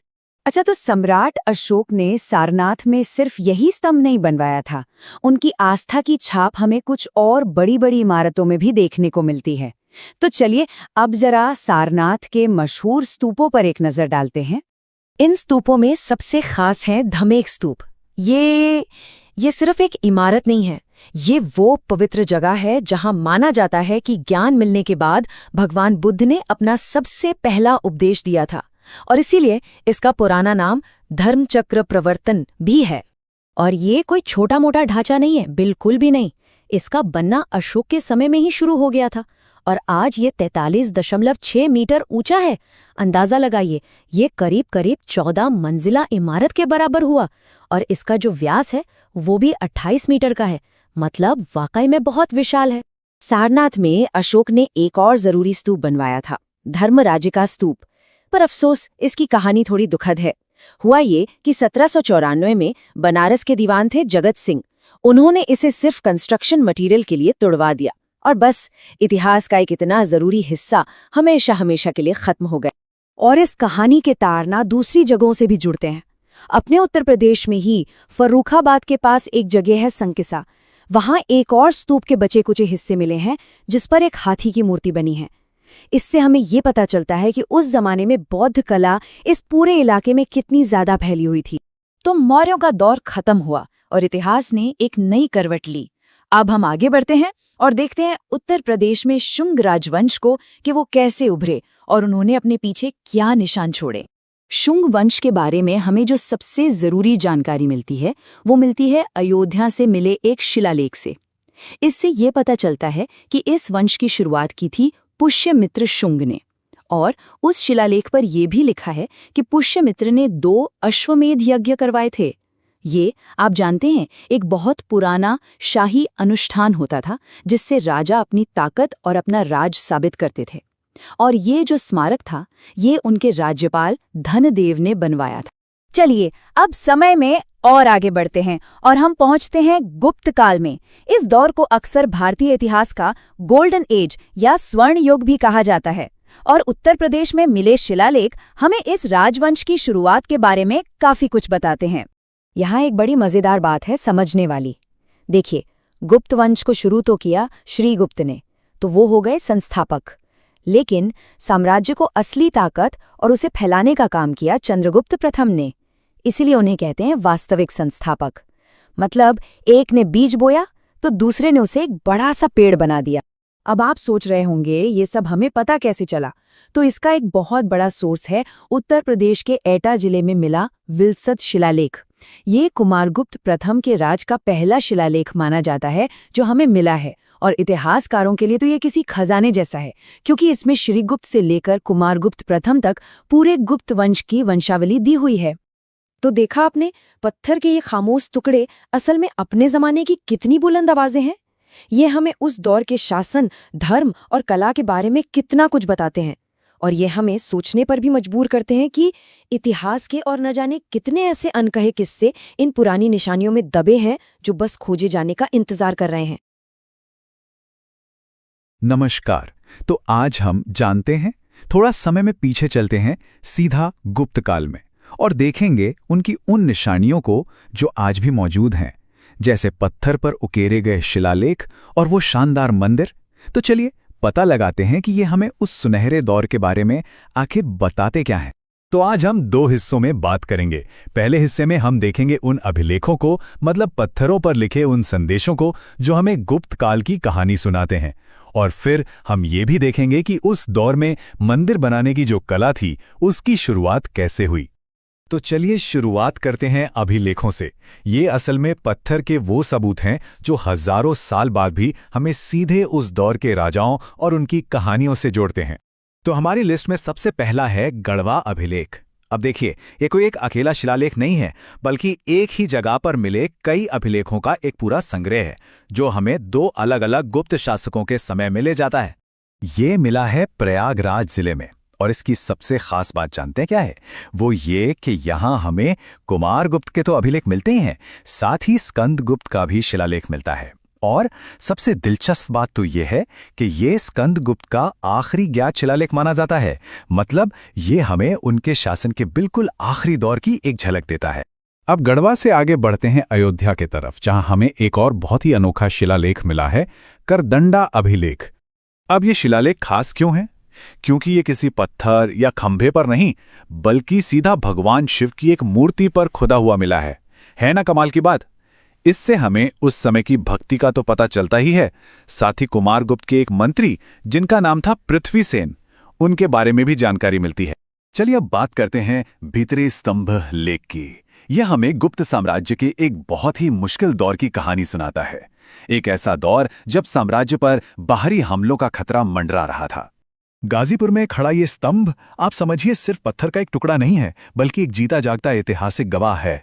इस पर साफ साफ लिखा है कि कैसे सम्राट स्कंदगुप्त ने पुष्यमित्रों और हूणों जैसे ताकतवर दुश्मनों से अपने साम्राज्य को बचाया था। ये आप कह सकते हैं उनके जीवन के सबसे बड़े संघर्षों का एक पक्का रिकॉर्ड है। अब हम आते हैं उस शिलालेख पर जो शायद गुप्त काल का सबसे प्रसिद्ध और सबसे जरूरी दस्तावेज है, प्रयाग प्रशस्ति। देखिए, प्रयाग प्रशस्ति सिर्फ एक ऐतिहासिक रिकॉर्ड नहीं है, ये तो साहित्य का भी एक बेमिसाल नमूना है। इसे लिखा गया है चंपू शैली में। मतलब इसमें गद्य और पद्य यानी कहानी और कविता दोनों का मिश्रण है। भाषा है इसकी संस्कृत और लिपि है ब्राह्मी। और इसे लिखा किसने? सम्राट समुद्रगुप्त के दरबारी कवि हरिशेन ने। तो सवाल ये है कि इसमें लिखा क्या है? असल में ये सम्राट समुद्रगुप्त की तारीफ में लिखा गया एक तरह का विजय गीत है। इसमें बड़े विस्तार से बताया गया है कि कैसे उन्होंने दक्षिण भारत यानी दक्षिणापथ के 12 राजाओं को और उत्तर भारत यानी आर्यावर्त के 9 राजाओं को हराया था। और इस पूरे काम की देखरेख की थी महादंडनायक तिलक भट्ट ने। और जानते हैं, इस स्तंभ की कहानी यहीं खत्म नहीं होती। इसकी अहमियत इतनी ज्यादा थी कि सदियों बाद मुगल बादशाह जहांगीर और उनके दरबारी बीरबल ने भी इस पर अपनी बातें लिखवाईं। ये दिखाता है कि कैसे इतिहास की परतें एक दूसरे पर चढ़ती चली जाती हैं। और हाँ, इस प्राचीन लेख को, इस मुश्किल लिपि को पढ़कर आज हमारे लिए समझने लायक बनाने का सारा श्रेय जाता है विद्वान C.F. ट्रॉयर को। तो हमने देखा कि गुप्त शासकों ने अपनी कहानियां पत्थरों पर कैसे लिखवाईं, लेकिन उन्होंने सिर्फ लिखा ही नहीं बल्कि पत्थर से कुछ ऐसा भी बनाया जो आज तक भारत की पहचान बना हुआ है। तो चलिए अब बात करते हैं गुप्त काल में मंदिर निर्माण की कला के जन्म की। ये एक लाइन अपने आप में बहुत बड़ी बात कहती है। जी हाँ, भारत में मंदिर बनाने की कला का जो व्यवस्थित रूप हम आज देखते हैं, उसका जन्म, उसकी नींव इसी गुप्त काल में रखी गई थी। ये भारतीय वास्तुकला के लिए एक बहुत बड़ा मोड़ था। और इस नई कला का सबसे बेहतरीन उदाहरणों में से एक है देवगढ़ का दशावतार मंदिर। ये मंदिर कई मायनों में बहुत ऐतिहासिक है। पहली बात, ये भगवान विष्णु को समर्पित है। और दूसरी और सबसे बड़ी बात, माना जाता है कि ये भारत का पहला ऐसा मंदिर है जिसके ऊपर शिखर बनाया गया था। मतलब मंदिर का वो ऊंचा पिरामिड जैसा टावर जो आज भारतीय मंदिरों की एक खास पहचान है। ये नागर और पंचायतिन शैली में बना है और इसके दरवाजे पर गंगा और यमुना की नक्काशी भी है। अब चलते हैं कानपुर के भीतरगांव मंदिर की ओर, जो अपनी ही तरह से कई मामलों में पहला है। भीतरगांव मंदिर वास्तुकला का एक और कमाल है। देखिए, ये पक्की ईंटों से बना भारत का सबसे पुराना मंदिर है जो आज भी खड़ा है। सिर्फ यही नहीं, इसके शिखर में पहली बार मेहराब यानी कि आर्च का इस्तेमाल किया गया था, जो उस जमाने के हिसाब से एक बहुत बड़ी इंजीनियरिंग उपलब्धि थी। ये भी नागर और पंचायतन शैली में बना है। और एक दिलचस्प बात, ये किसी एक खास देवता को समर्पित नहीं है। तो सोचिए, एक तरफ वो बारीक शिलालेख जो राजाओं की जीत की कहानियां सुनाते हैं और दूसरी तरफ भारत के पहले शिखर वाले मंदिर। गुप्त काल ने इन दोनों ही चीजों से भारतीय कला और संस्कृति की वो नींव रखी जिस पर आज भी हम खड़े हैं। ये सिर्फ पत्थर की पुरानी इमारतें या लेख नहीं है, बल्कि ये एक महान सभ्यता का वो शुरुआती खाका है जिसने भारत को अपनी अनोखी पहचान दी। उत्तर प्रदेश की जमीन अपने अंदर न जाने कितने राज दबाए बैठी है। तो आज हम चलेंगे समय में पीछे, एक ऐसे सफर पर जो हमें सारनाथ के प्राचीन स्मारकों से लेकर शक्तिशाली कुषाण वंश के कलात्मक चमत्कारों तक ले जाएगा। तो देखिए, हमारा ये सफर शुरू होगा सारनाथ के शांत चौखंडी स्तूप से। ये वो जगह है जहां बुद्ध अपने पहले शिष्यों से मिले थे। फिर हम चलेंगे मूलगंधकुटी विहार की शांति को महसूस करने। इसके बाद हम शक्तिशाली कुषाणों के युग में दाखिल होंगे, खास तौर पर महान राजा कनिष्क के दौर में, और देखेंगे कि कैसे उनके राज में कला को एक नया ही रूप मिला, जिसकी सबसे शानदार मिसाल है मथुरा कला शैली।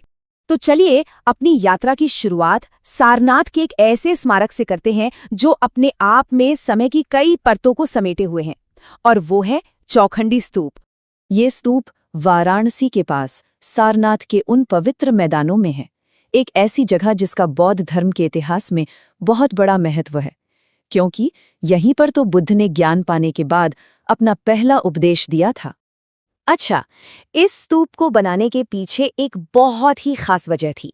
ये उस जगह को चिन्हित करता है जहां भगवान बुद्ध बोध गया से आने के बाद अपने पहले 5 शिष्यों से मिले थे। कह सकते हैं कि यहीं से बौद्ध धर्म के फैलने की शुरुआत हुई। जरा सोचिए, ये जो मूल स्तूप है वो गुप्त काल के सुनहरे दौर में यानी 4वीं और 6वीं शताब्दी के बीच बनाया गया था। ये उस समय की बेहतरीन वास्तुकला और समृद्धि का एक जीता जागता सबूत है। ये जो ढांचा है ना, ये इतिहास की 2 अलग अलग परतों का एक बड़ा ही दिलचस्प संगम है। नीचे का जो आधार है वो तो गुप्त काल का असली बौद्ध तीर्थ है, लेकिन इसके ऊपर जो अष्टकोणीय टावर है वो सदियों बाद 1588 में मुगल सम्राट हुमायूं की यात्रा की याद में बनवाया गया था। मतलब एक ही जगह पर इतिहास की दो दुनियाएं। अब सारनाथ में ही एक और जगह है जो बुद्ध के जीवन से और भी गहराई से जुड़ी हुई है। वो है मूलगंधकुटी विहार। हाँ, चौखंडी स्तूप की ही तरह ये विहार भी सारनाथ में ही है, जो इस बात को और भी पुख्ता करता है कि ये पूरा इलाका ऐतिहासिक और आध्यात्मिक रूप से कितना अहम है। इस जगह की खासियत ये है कि माना जाता है कि गौतम बुद्ध ने ज्ञान प्राप्त करने के बाद अपना पहला वर्षावास यहीं बिताया था। अब ये वर्षावास क्या है? ये भिक्षुओं की एक पुरानी परंपरा है जिसमें वे बारिश के मौसम में एक ही जगह रुककर ध्यान और पढ़ाई करते हैं। इसीलिए ये जगह बौद्ध धर्म के शुरुआती दिनों का एक बड़ा केंद्र बन गई। लेकिन आज हम जो खूबसूरत ढांचा देखते हैं वो असल में काफी नया है। इसे श्रीलंका के एक दूरदर्शी बौद्ध भिक्षु अनागारिक धर्मपाल ने बनवाया था।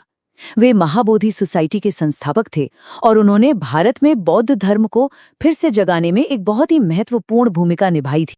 तो सारनाथ की इन शांत जगहों से चलिए अब अपना ध्यान एक ऐसे ताकतवर राजवंश की ओर मोड़ते हैं जिसने न सिर्फ इस इलाके पर बल्कि पूरे मध्य एशिया पर एक गहरी छाप छोड़ी। हम बात कर रहे हैं कुषाण वंश की और उनके सबसे मशहूर शासक कनिष्क की। राजा कनिष्क ने 78 ईस्वी से 101 ईस्वी तक शासन किया। उनका दौर सिर्फ जीत और लड़ाइयों का नहीं था, बल्कि ये व्यापार, संस्कृति और कला के लिए एक सुनहरा दौर था जिसका असर पूरे क्षेत्र में महसूस किया गया। कनिष्क का साम्राज्य बहुत बड़ा था, मध्य एशिया से लेकर उत्तरी भारत तक फैला हुआ था। अब इतने बड़े साम्राज्य को चलाने के लिए उनकी दो राजधानियां थी।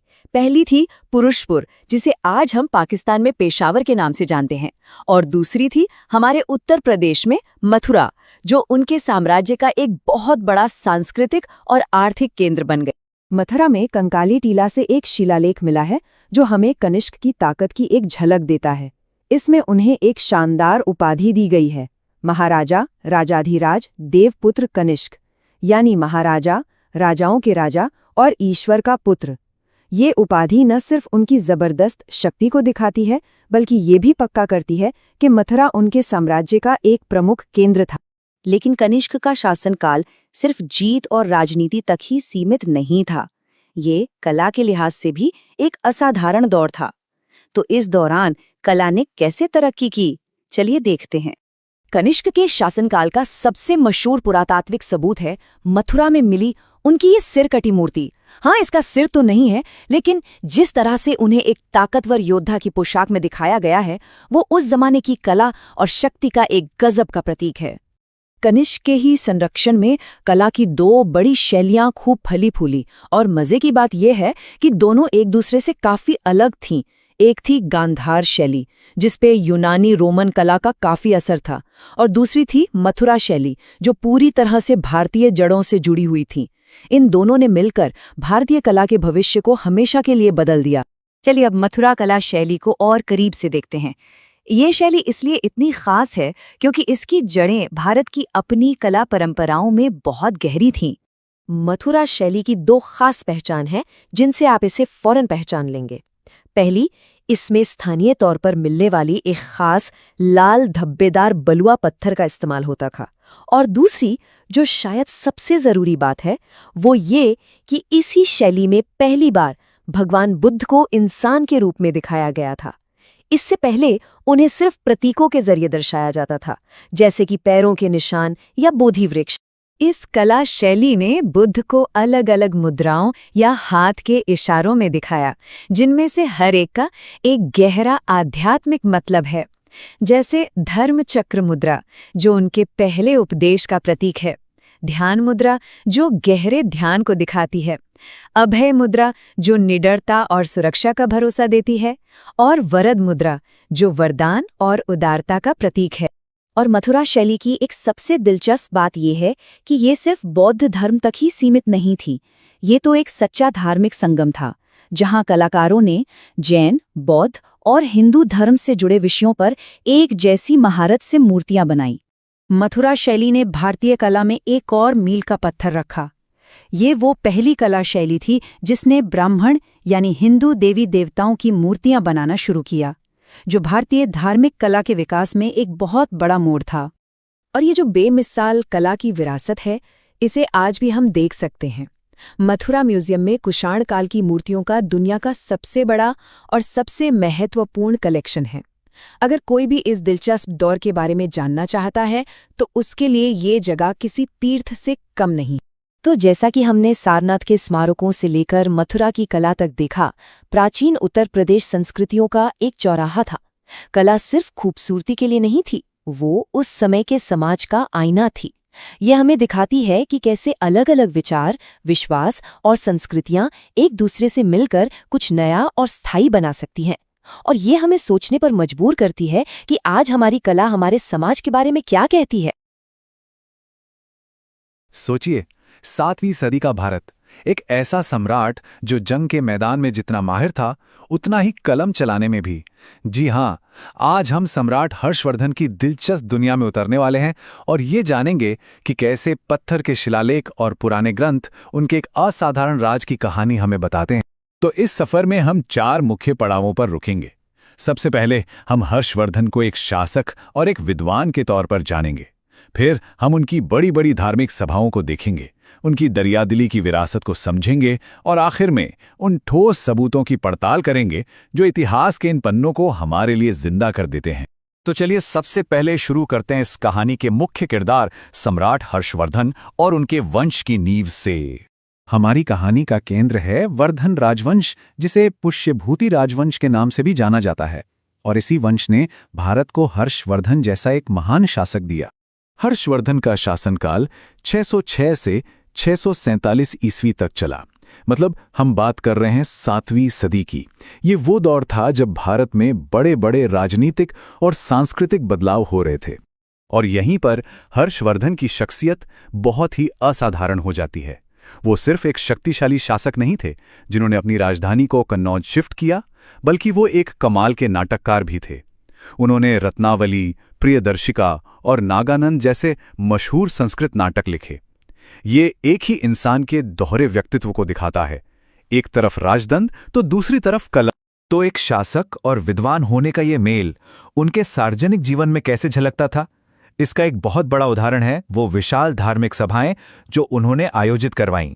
उन्होंने प्रयाग में महामोक्ष परिषद का आयोजन किया। अब यह सिर्फ कोई धार्मिक सभा नहीं थी, बल्कि आध्यात्मिक मुक्ति पाने और अपनी प्रजा के प्रति अपनी जिम्मेदारी दिखाने का एक बहुत बड़ा मंच था। और इस सभा का जो स्केल था वो सच में चौंकाने वाला था। ये हर 5 साल में होने वाला एक तरह का अंतर्राष्ट्रीय इवेंट था जिसमें 18 देशों के राजा शामिल होते थे। ये इतना महत्वपूर्ण था कि मशहूर चीनी यात्री वेन सांग ने भी 643 ईस्वी में इसमें हिस्सा लिया। जरा सोचिए, ये आयोजन कोई 1-2 दिन का नहीं बल्कि पूरे 75 दिनों तक चलता था। ये उनके समर्पण और आयोजन करने की क्षमता का एक अद्भुत सबूत है। आयोजन के पहले 3 दिन खास पूजा के लिए समर्पित है। पहले दिन बुद्ध, दूसरे दिन सूर्य और तीसरे दिन शिव की पूजा होती थी। ये दिखाता है कि वो सभी धर्मों का सम्मान करते थे और उनका एक बहुत ही समावेशी दृष्टिकोण था। प्रयाग की सभा ही एकमात्र बड़ा आयोजन नहीं थी। हर्षवर्धन ने अपनी राजधानी कन्नौज में भी एक बहुत महत्वपूर्ण धर्म सभा का आयोजन किया, जो उनके साम्राज्य में धार्मिक और राजनीतिक शक्ति के एक नए दौर का प्रतीक थी। इस सभा का एक बहुत ही स्पष्ट मकसद था बौद्ध धर्म की महायान शाखा की श्रेष्ठता को स्थापित करना। और 20 देशों के राजाओं की मौजूदगी ये दिखाती है कि ये सिर्फ एक धार्मिक बहस नहीं बल्कि एक बहुत बड़ा राजनीतिक और कूटनीतिक आयोजन भी था। तो कुल मिलाकर देखें तो कन्नौज और प्रयाग में आयोजित ये 2 प्रमुख सम्मेलन उस क्षेत्र में धार्मिक सोच को एक आकार देने में हर्षवर्धन के सबसे बड़े योगदानों में से एक हैं। अब देखिए, एक साम्राज्य सिर्फ धर्म और राजनीति से तो नहीं चलता, अर्थव्यवस्था भी उतनी ही जरूरी है। और हर्षवर्धन के शासनकाल में मथुरा शहर सूती वस्त्रों के उत्पादन के लिए एक प्रमुख केंद्र के रूप में उभरा था, जो उनके राज्य की आर्थिक समृद्धि को भी दिखाता है। हर्षवर्धन को सिर्फ उनकी राजनीतिक और बौद्धिक कामयाबियों के लिए ही नहीं जाना जाता था। उनकी शख्सियत का एक और पहलू था जो लोगों के दिलों में बस गया, और वो थी उनकी अविश्वसनीय उदारता। उनके दान के किस्से इतने मशहूर हुए कि उन्हें भारतीय हातिम ताई की उपाधि दे दी गई। यह उस जमाने की सबसे बड़ी तारीफों में से एक थी, क्योंकि हातिम ताई को उनकी दरियादिली के लिए जाना जाता था। और ये सिर्फ कहानियों तक ही सीमित नहीं था। बलभद्र, मथुरा और नालंदा जैसी जगहों पर मिले शिलालेख इस बात का पक्का सबूत हैं। इन शिलालेखों में हर्षवर्धन द्वारा ब्राह्मणों और संस्थाओं को जमीन दान में देने का साफ साफ जिक्र है, जो उनकी उदारता को ऐतिहासिक रूप से साबित करता है। तो सवाल यह है कि हम ये सब इतनी यकीन से कैसे जानते हैं? इसका जवाब हमें इतिहास की गहराइयों से मिले खजानों में मिलता है, जैसे कि जमीन के नीचे दबे हुए तांबे के पत्र जो उस युग की कहानी कहते हैं। उदाहरण के लिए मधुबन से मिले इस ताम्रपत्र को देखिए। ये हमें न सिर्फ एक सटीक तारीख और जगह बताता है, बल्कि ये भी बताता है कि सोमकुंड नाम का एक पूरा गांव दान में दिया गया था। इससे हमें उस समय के एडमिनिस्ट्रेशन की भी एक झलक मिलती है। इसी तरह बांसखेड़ा से मिला 628 ईस्वी का ये ताम्रपत्र और भी ज्यादा महत्वपूर्ण जानकारी देता है। इसमें हमें हर्षवर्धन की पूरी वंशावली, उनके अधिकारियों के नाम और यहां तक कि उनके समकालीन राजा देवगुप्त का भी जिक्र मिलता है। ये इतिहास की किसी पहेली के अहम टुकड़ों को जोड़ने जैसा है। लेकिन इन ताम्रपत्रों की सबसे असाधारण बात क्या है? इन पर खुद सम्राट हर्षवर्धन के हस्ताक्षर हैं। ये कोई मामूली बात नहीं है। ये 1400 साल पहले के एक शासक से हमारा सीधा व्यक्तिगत संबंध है, जो इतिहास को एकदम जिंदा कर देता है। और ये सब हमें एक अंतिम सवाल पर छोड़ जाता है। ये शिलालेख हमें तथ्य तो बताते हैं, पर उन दीवारों के पीछे की कहानियां, राजा के मन की बातें और उनकी असली प्रेरणाएं, क्या वे हमेशा के लिए समय में खो गई हैं? इतिहास हमें जो दिखाता है और जो हमसे छिपाता है, ये हमेशा सोचने वाली बात। नमस्कार। आज हम इतिहास के पन्नों को पलटकर एक ऐसे राजवंश की कहानी में उतरेंगे जिसका नाम सुनते ही खजुराहो के भव्य मंदिर आंखों के सामने आ जाते हैं। जी हां, हम बात कर रहे हैं चंदेल राजवंश की। तो चलिए देखते हैं कि आज हम इस कहानी को कैसे समझेंगे। सबसे पहले चंदेलों का एक परिचय लेंगे, फिर जानेंगे उनके शुरुआती ताकतवर शासकों के बारे में, देखेंगे कि उनकी शक्ति का शिखर कैसा था, और फिर उत्तराधिकारियों से होते हुए उनके अंतिम महान राजा तक पहुंचेंगे, और आखिर में हम उनके पतन की कहानी को भी जानेंगे। तो सबसे पहले जहन में यही सवाल आता है कि आखिर ये चंदेल थे कौन और इनकी शुरुआत कहां से हुई? तो देखिए, कहानी शुरू होती है 9वीं शताब्दी में, आज के बुंदेलखंड इलाके से। उस जमाने में इस जगह को जेजाक भुक्ति कहते थे। यहीं पर नुन्नुक नाम के एक व्यक्ति ने 831 ईस्वी में चंदेल वंश की नींव रखी। लेकिन एक बात ध्यान देने वाली है, शुरुआत में ये कोई आजाद राजा नहीं थे, बल्कि उस समय की बड़ी शक्ति गुर्जर प्रतिहारों के सामंत हुआ करते थे। अच्छा, एक और दिलचस्प बात है इनकी पहचान को लेकर। चंदेल खुद को पौराणिक ऋषि चंद्रात्रेय का वंशज मानते थे। ये सिर्फ एक दावा नहीं था, बल्कि अपनी सत्ता को एक दिव्य और प्राचीन पहचान से जोड़ने का एक तरीका था। तो सामंत होने से एक स्वतंत्र साम्राज्य बनने तक का सफर ये बिल्कुल भी आसान नहीं था। अब कहानी उन शुरुआती शासकों की है जिन्होंने अपनी हिम्मत और सूझबूझ से चंदेलों को एक बड़ी ताकत बना दिया। और इस बदलाव की जो असली शुरुआत की, वो थे यशोवर्मन। इन्हें लक्षोवर्मन भी कहा जाता है। सही मायनों में कहें तो चंदेल साम्राज्य की असली नींव इन्होंने ही रखी थी। यशोवर्मन की महत्वाकांक्षा बहुत बड़ी थी। उन्होंने न सिर्फ खजुराहो में एक शानदार विष्णु मंदिर बनवाया, बल्कि अपनी सैन्य ताकत भी दिखाई। उन्होंने राष्ट्रकूटों से कालिंजर का बेहद महत्वपूर्ण किला छीन लिया, और तो और अपने ही स्वामी गुर्जर प्रतिहारों के गढ़ कन्नौज पर हमला कर दिया। ये एक साफ ऐलान था कि चंदेल अब किसी के अधीन नहीं रहने वाले। यशोवर्मन ने जो नींव रखी थी, उस पर एक आलीशान इमारत बनाने का काम किया राजा धंग ने। असल में चंदेलों की पूरी आजादी और संप्रभुता के संस्थापक इन्हीं को माना जाता है। राजा धंग ने अपनी आजादी का ऐलान महाराजाधिराज की उपाधि लेकर किया, जिसका मतलब होता है राजाओं का राजा। उन्होंने अपनी राजधानी महोबा से खजुराहो बना ली और ग्वालियर के किले को भी जीत लिया, और अपने एक लंबे और कामयाब शासन के बाद उन्होंने प्रयाग के संगम में जल समाधि लेकर अपने जीवन का अंत किया। राजा धंग के बाद उनके उत्तराधिकारी राजा गंड ने भी साम्राज्य को मजबूत बनाए रखा। लेकिन अब हम उस दौर में पहुंच रहे हैं जब चंदेलों की ताकत अपने चरम पर थी। एक ऐसा शासक आया जिसके नाम से पूरा उत्तर भारत कांपता था, और वो शासक थे राजा विद्याधर। इनका शासनकाल 1019 से 1029 ईस्वी तक रहा, और इतिहास में इन्हें चंदेल वंश का सबसे ताकतवर राजा माना जाता है। विद्याधर की ताकत का अंदाजा लगाना हो तो बस ये एक घटना ही काफी है। जब महमूद गजनवी ने हमला किया तो कन्नौज के प्रतिहार राजा राज्यपाल ने उसके सामने हथियार डाल दिए। विद्याधर को ये बात इतनी नागवार गुजरी कि उन्होंने इससे सभी भारतीय राजाओं का अपमान माना। और जानते हैं उन्होंने क्या किया? उन्होंने राज्यपाल पर ही हमला करके उसे मार डाला। ये एक साफ संदेश था कि उत्तर भारत में अब एक नई महाशक्ति आ चुकी है। उनका दबदबा यहीं खत्म नहीं हुआ।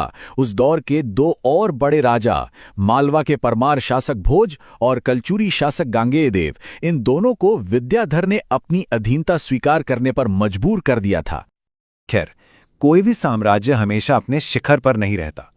विद्याधर जैसे महाशक्तिशाली राजा के बाद सवाल यह था कि क्या चंदेल अपनी इस ताकत को बनाए रख पाएंगे? विद्याधर के बाद विजयपाल, फिर देववर्मन, कीर्तिवर्मन और मदनवर्मन जैसे राजाओं ने गद्दी संभाली।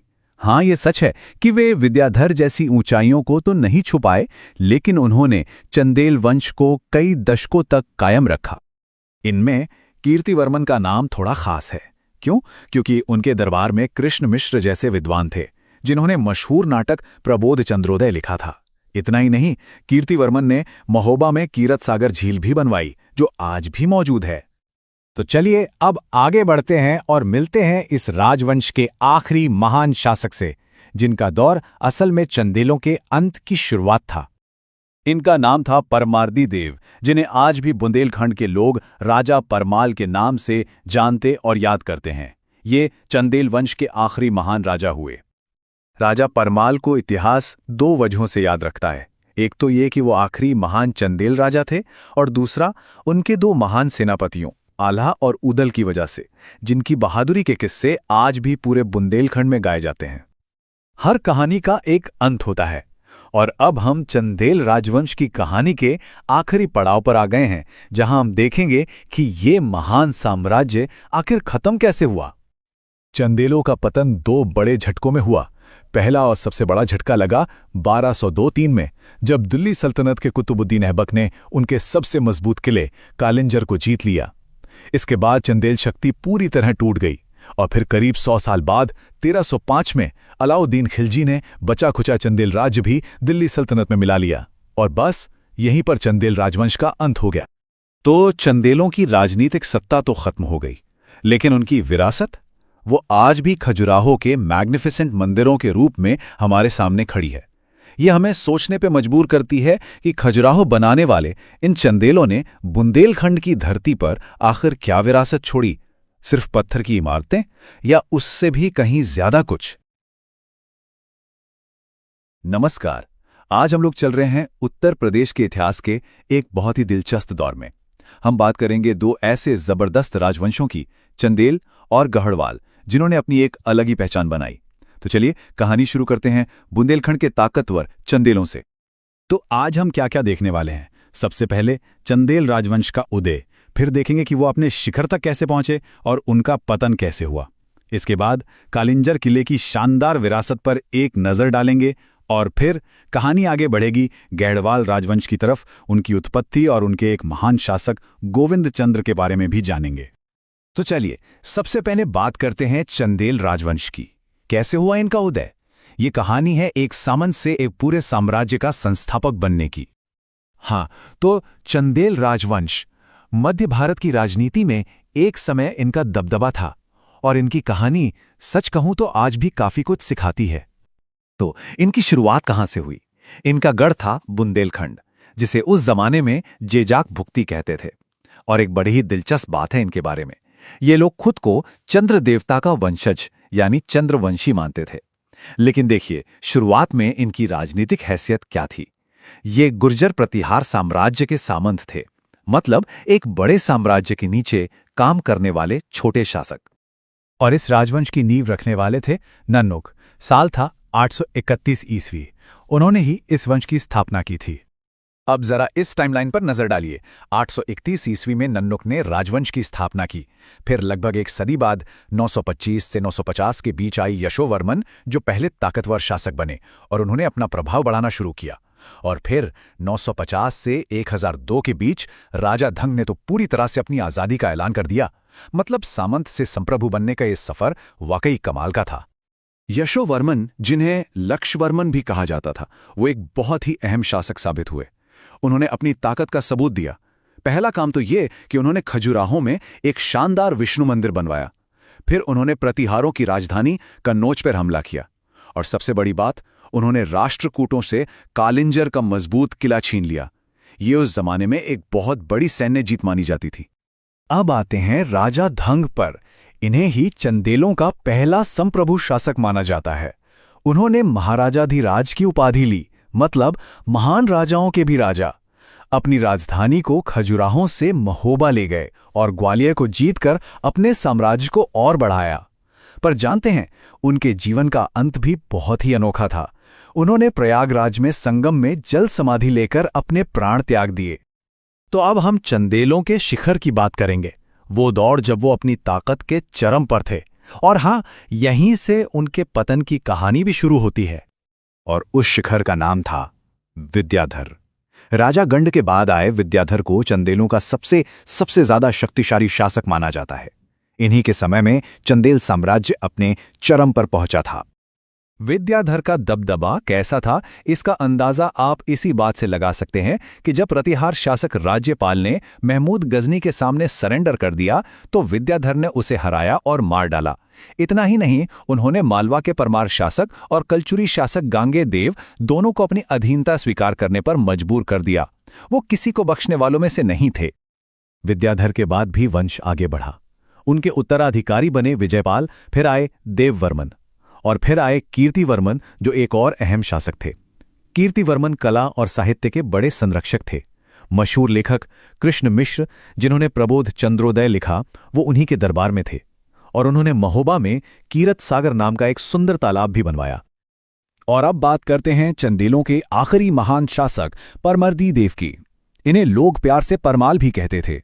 इनके ही दरबार में वो महान योद्धा थे जिनके किस्से आज भी सुने जाते हैं, आल्हा और ऊदल। लेकिन इन्हीं के समय में चंदेलों का सूरज डूबने लगा।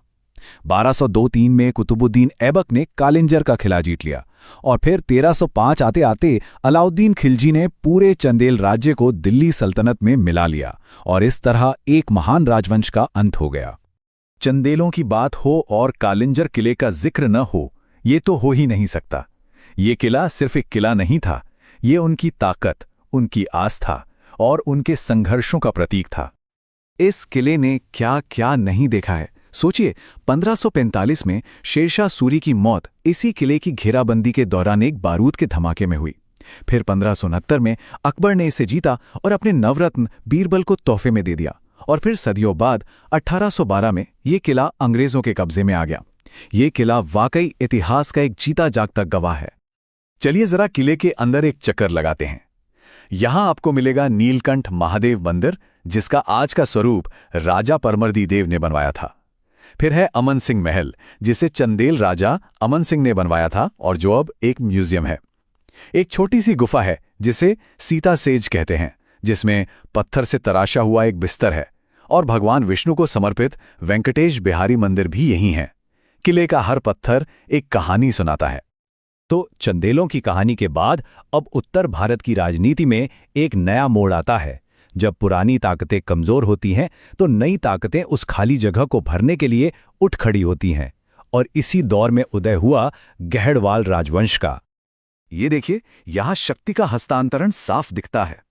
एक तरफ प्रतिहार साम्राज्य का पतन हो रहा था, जिससे उत्तर भारत में एक पावर वैक्यूम यानी एक खालीपन सा आ गया था, और दूसरी तरफ इसी मौके का फायदा उठाकर गहड़वाल राजवंश ने कन्नौज और वाराणसी जैसे बड़े और स्ट्रेटेजिक शहरों पर अपना शासन स्थापित कर लिया।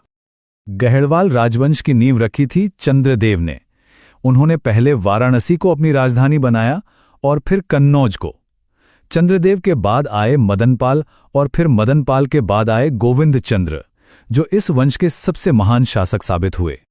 तो चलिए अब विस्तार से बात करते हैं गोविंद चंद्र की, जो गहड़वाल शक्ति और प्रभाव के शिखर थे। गोविंद चंद्र, जो 1114 से 1155 तक शासक रहे, वो वाकई सबसे ताकतवर गहड़वाल राजा थे। पर उनकी कहानी में एक और अहम किरदार है, उनकी पत्नी कुमार देवी। कुमार देवी बौद्ध धर्म को मानती थीं और उन्होंने ही सारनाथ में धर्मचक्र जीन विहार बनवाया और सम्राट अशोक के बनाए एक पुराने स्तूप का जीर्णोद्धार भी करवाया। और ये देखिए, ये बात कितनी खास है। सारनाथ के एक शिलालेख में गोविंद चंद्र को विष्णु का अवतार कहा गया है। सोचिए, एक राजा के लिए ये कितना बड़ा सम्मान रहा होगा। तो गोविंद चंद्र का व्यक्तित्व और शासन कितना बहुआयामी था, ये देखिए। वो खुद तो शैव धर्म के अनुयायी थे, लेकिन शिलालेख उन्हें विष्णु का अवतार बताते हैं। उनके मुख्यमंत्री थे लक्ष्मीधर, जिन्होंने कृत्यकल्पतरु जैसा प्रसिद्ध ग्रंथ लिखा, और इस राजवंश के आखिरी राजा हुए हरिश्चंद्र। तो चंदेल और गहड़वाल, इन दोनों जैसी क्षेत्रीय शक्तियों का उठना और फिर गिर जाना हमें क्या सिखाता है? यही दिखाता है कि मध्यकालीन भारत का राजनीतिक मंच हमेशा बदलता रहता था। शक्ति कभी एक जगह टिककर नहीं रहती। एक का अंत दूसरे की शुरुआत बनता है। और ये सवाल हमें आज भी सोचने पर मजबूर करता है कि क्या इतिहास का ये चक्र हमेशा ऐसे ही चलता रहता है? नमस्कार। जब हम उत्तर प्रदेश के इतिहास की बात करते हैं तो हमारे दिमाग में सिर्फ नदियां या शहर नहीं आने चाहिए, बल्कि वो शक्तिशाली राजवंश भी आने चाहिए जिन्होंने यहां राज किया। तो आज हम ऐसे ही दो बहुत महत्वपूर्ण राजवंशों की कहानी में गहरे उतरेंगे, चंदेल और गहड़वाल। तो आज हम क्या क्या देखने वाले हैं? सबसे पहले हम चलेंगे बुंदेलखंड और जानेंगे चंदेल राजवंश के बारे में। उसके बाद हम उनके बहुत ही मशहूर कालिंजर किले की कहानी समझेंगे, और आखिर में हम कन्नौज का रुख करेंगे और गढ़वाल राजवंश के बारे में जानेंगे।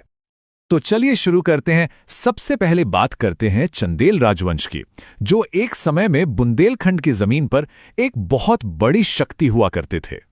अच्छा, तो चंदेलों की कहानी शुरू होती है 9वीं सदी में बुंदेलखंड के इलाके से, जिसका पुराना नाम था जेजाग भुक्ती। दिलचस्प बात यह है कि ये शुरुआत में गुर्जर प्रतिहारों के सामंत थे, मतलब उनके अधीन काम करते थे। इस वंश की नींव रखी थी नन्नुक ने साल 831 ईस्वी में। और हाँ, वे मानते थे कि वे ऋषि चंद्रात्री के वंशज हैं।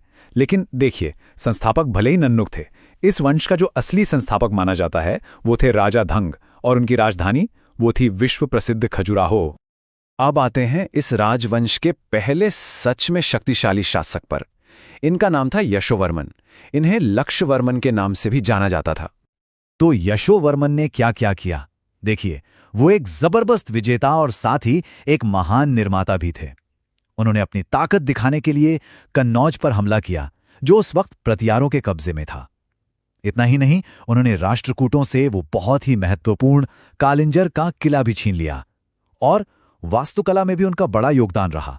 उन्होंने खजुराहो में एक बहुत ही भव्य विष्णु मंदिर बनवाया, जो आज भी उनकी महान विरासत का सबूत है। यशोवर्मन के बाद गद्दी पर बैठे राजा धंग, इन्होंने चंदेल शक्ति को एक नए लेवल पर पहुंचाया, और इसी वजह से उन्होंने महाराजाधिराज की उपाधि ली, जिसका मतलब होता है राजाओं का भी राजा। राजा धंग के शासनकाल में दो बहुत बड़ी बातें हुईं। पहली, उन्होंने राजधानी को महोबा से खजुराहो शिफ्ट कर दिया, जो उस समय वास्तुकला का एक बड़ा केंद्र बन चुका था। दूसरा, उन्होंने ग्वालियर पर कब्जा करके उसे अपने साम्राज्य का हिस्सा बना लिया। और उनके जीवन का अंत भी बहुत अलग था। उन्होंने प्रयागराज के संगम में जल समाधि ले ली थी। ये एक तरह का धार्मिक अनुष्ठान था, जिसमें मोक्ष पाने के लिए स्वेच्छा से जल में प्राण त्याग दिए जाते थे। अच्छा, राजा धंग के बाद कौन आया? उनके बाद उनके बेटे गंड राजा बने, और फिर गंड के बाद आए राजा विद्याधर। और ये नाम याद रखने वाला है, क्योंकि वो चंदेल वंश के सबसे ताकतवर शासकों में से एक बने। राजा विद्याधर, जिन्हें बिदा भी कहा जाता था, यकीनन चंदेल वंश के सबसे शक्तिशाली शासक थे। उनकी ताकत का अंदाजा आप इसी बात से लगा सकते हैं कि अगर कोई दूसरा राजा कमजोरी दिखाता था तो वो उसे सबक सिखाने से बिल्कुल नहीं चूकते थे। इसका एक बड़ा उदाहरण देखिए। जब गुर्जर प्रतिहार शासक राज्यपाल ने महमूद गजनवी के सामने सरेंडर कर दिया तो विद्याधर ने इसे बर्दाश्त नहीं किया और उसकी हत्या करवा दी। सिर्फ इतना ही नहीं, उन्होंने मालवा के परमार शासक और कलचुरी शासक गांगेय देव, जो दोनों ही उस समय के बड़े नाम थे, उन्हें भी अपनी हुकूमत मानने पर मजबूर कर दिया। इससे पूरे मध्य भारत में उनका दबदबा कायम हो गया। तो विद्याधर के बाद ये वंश आगे बढ़ा। उनके बाद विजयपाल, फिर देववर्मन और फिर कीर्तिवर्मन जैसे शासक आए। अब कीर्तिवर्मन की बात करें तो उनका दौर सिर्फ लड़ाइयों का नहीं था। उन्होंने कला और संस्कृति को भी बहुत बढ़ावा दिया। उनके दरबार में कृष्ण मिश्र जैसे महान विद्वान थे, जिन्होंने प्रबोध चंद्रोदय नाम का ग्रंथ लिखा। इसके अलावा उन्होंने महोबा में कीर्ति सागर नाम का एक बहुत बड़ा तालाब भी बनवाया था। अब हम आते हैं चंदेल वंश के आखिरी महान शासक पर, परमर्दी देव वर्मन। इन्हें दश अधिपति की उपाधि मिली थी और स्थानीय लोग उन्हें प्यार से परमल कहते थे। इनका नाम इतिहास में हमेशा के लिए दर्ज हो गया और इसकी एक बड़ी वजह थे उनके दो सेनापति, आल्हा और ऊदल। ये इतने बहादुर थे कि उनकी वीरता के किस्से आज भी पूरे बुंदेलखंड में गाए जाते हैं। तो इस महान वंश का अंत कैसे हुआ? ये 2 स्टेप्स में हुआ। पहला बड़ा झटका लगा 1202-1203 में, जब कुतुबुद्दीन ऐबक ने उनके सबसे मजबूत किले कालिंजर पर कब्जा कर लिया। और फिर जो बची खुची कसर थी वो 1305 में पूरी हो गई, जब अलाउद्दीन खिलजी ने पूरे चंदेल साम्राज्य को दिल्ली सल्तनत में मिला लिया और इसी के साथ उनके आजाद शासन का अंत हो गया। हमने कालिंजर किले का जिक्र कई बार किया है ना? ये किला चंदेलों के लिए इतना ज्यादा जरूरी था कि इसके बारे में थोड़ा और जानना तो बनता है। चलिए इसके इतिहास पर एक नजर डालते हैं। तो ये कालिंजर किला है कहाँ? ये बांदा जिले में विंध्य पहाड़ों की चोटी पर बना है और इसे हमेशा से जीत का प्रतीक माना गया है। इसकी लोकेशन ही ऐसी थी कि जिसका इस किले पर कब्जा हो उसका पूरे इलाके पर दबदबा होता था। और इसका एक धार्मिक पहलू भी है। इसे भगवान शिव का निवास स्थान भी मानते हैं। इस किले ने वाकई इतिहास को बदलते देखा है। सोचिए 1545 में शेर शाह सूरी की मौत इसी किले को घेरने के दौरान हुई थी। उस समय यहां के राजा कीरत सिंह थे। फिर 1569 में बादशाह अकबर ने इसे जीता और तोहफे में बीरबल को दे दिया और यह सिलसिला चलता रहा। 1812 में यह किला कर्नल मार्टिनडेल के नेतृत्व में अंग्रेजों के कब्जे में आ गया। किले के अंदर जाने पे आपको क्या मिलता है? बहुत कुछ। यहाँ नीलकंठ महादेव का मंदिर है जिसका आज का स्वरूप राजा परमर्दी देव ने बनवाया था। एक अमन सिंह महल है जिसे चंदेल राजा अमन सिंह ने बनवाया था और अब वहाँ एक म्यूजियम है। सीता सेज नाम की एक छोटी सी गुफा है जिसमें पत्थर का बना एक बिस्तर है और भगवान विष्णु को समर्पित वेंकट विहारी मंदिर भी यहीं है। चलिए अब कहानी को आगे बढ़ाते हैं और उत्तर प्रदेश के एक और बड़े राजवंश की तरफ चलते हैं, गहड़वाल राजवंश। इनका उदय तब हुआ जब प्रतिहारों की शक्ति कमजोर पड़ गई थी। तो गढ़वाल राजवंश के बारे में कुछ जरूरी बातें जान लेते हैं। जैसा हमने कहा, ये प्रतिहारों के बाद उभरे। इनकी स्थापना हुई कन्नौज और वाराणसी के इलाके में। संस्थापक थे चंद्रदेव। दिलचस्प है कि इनकी शुरुआती राजधानी वाराणसी थी, लेकिन बाद में इन्होंने कन्नौज को अपनी मुख्य राजधानी बनाया और इस वंश के सबसे शक्तिशाली राजा हुए गोविंद चंद्र। तो इस वंश की शुरुआत कैसे हुई? सबसे पहले आए संस्थापक चंद्रदेव, जो 1079 से 1104 तक रहे। उनके बाद उनके बेटे मदनपाल आए, लेकिन उन्हें एक कमजोर शासक माना जाता है। और फिर 1114 में आए गोविंद चंद्र, जिन्होंने इस राजवंश को इसकी सबसे बड़ी ऊंचाइयों पर पहुंचाया। गोविंद चंद्र के समय की एक बहुत ही दिलचस्प बात है। उनकी पत्नी थी रानी कुमार देवी। वो बौद्ध धर्म की अनुयायी थीं। उन्होंने सारनाथ में धर्मचक्रजिन विहार का रेनोवेशन करवाया था, जिसे असल में सम्राट अशोक ने बनवाया था।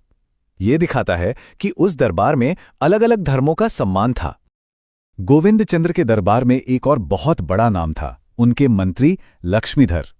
वो इतने बड़े विद्वान थे कि उन्हें मंत्र महिमा का आश्चर्य कहा जाता था। सोचिए, एक ऐसा मंत्री जिसके ज्ञान और काम करने का तरीका सबको हैरान कर दे। अब बात करते हैं विजय चंद्र की, जो 1155 से 1170 तक राजा रहे। उनका बनवाया हुआ एक मंदिर इतिहास की परतों में आज भी जिंदा है। उन्होंने जौनपुर में अटाला देवी मंदिर बनवाया था। बाद में 14वीं सदी में शर्की सुल्तानों ने उसे अटाला मस्जिद में बदल दिया। और अब आते हैं गहड़वाल वंश के आखिरी शक्तिशाली शासक पर, राजा जयचंद। उत्तर भारत के इतिहास में इनका नाम बहुत अहमियत रखता है। यहीं पर कहानी एक निर्णायक मोड़ लेती है। साल था 1194 और जगह थी चंदावर, फिरोजाबाद में यमुना नदी के किनारे। यहां एक भयंकर युद्ध हुआ राजा जयचंद और मोहम्मद घोरी के बीच, और इस लड़ाई में जीत मोहम्मद घोरी की हुई। ये गढ़वाल वंश के लिए एक बहुत बड़ा झटका था। तो गढ़वाल अपने पीछे क्या विरासत छोड़ गए? उनके शिलालेखों से कुछ दिलचस्प बातें पता चलती हैं। जैसे इस वंश के आखिरी शासक हरिश्चंद्र थे और उनके राजा परम महेश्वर की उपाधि इस्तेमाल करते थे। इसके अलावा एक अनोखे टैक्स का जिक्र मिलता है जिसका नाम था तुरुष्क दंड। ये एक तरह का खास कर था। तो ये थी कहानी उत्तर प्रदेश के दो महान राजवंशों की, चंदेल और गहड़वाल। उनका इतिहास हमें सोचने पर मजबूर करता है ना? जरा सोचिए, अगर कालिंजर का मजबूत किला कभी दुश्मनों के हाथ ना लगता, या अगर चंदावर की लड़ाई का नतीजा कुछ और होता, तो शायद आज का इतिहास भी कुछ और होता।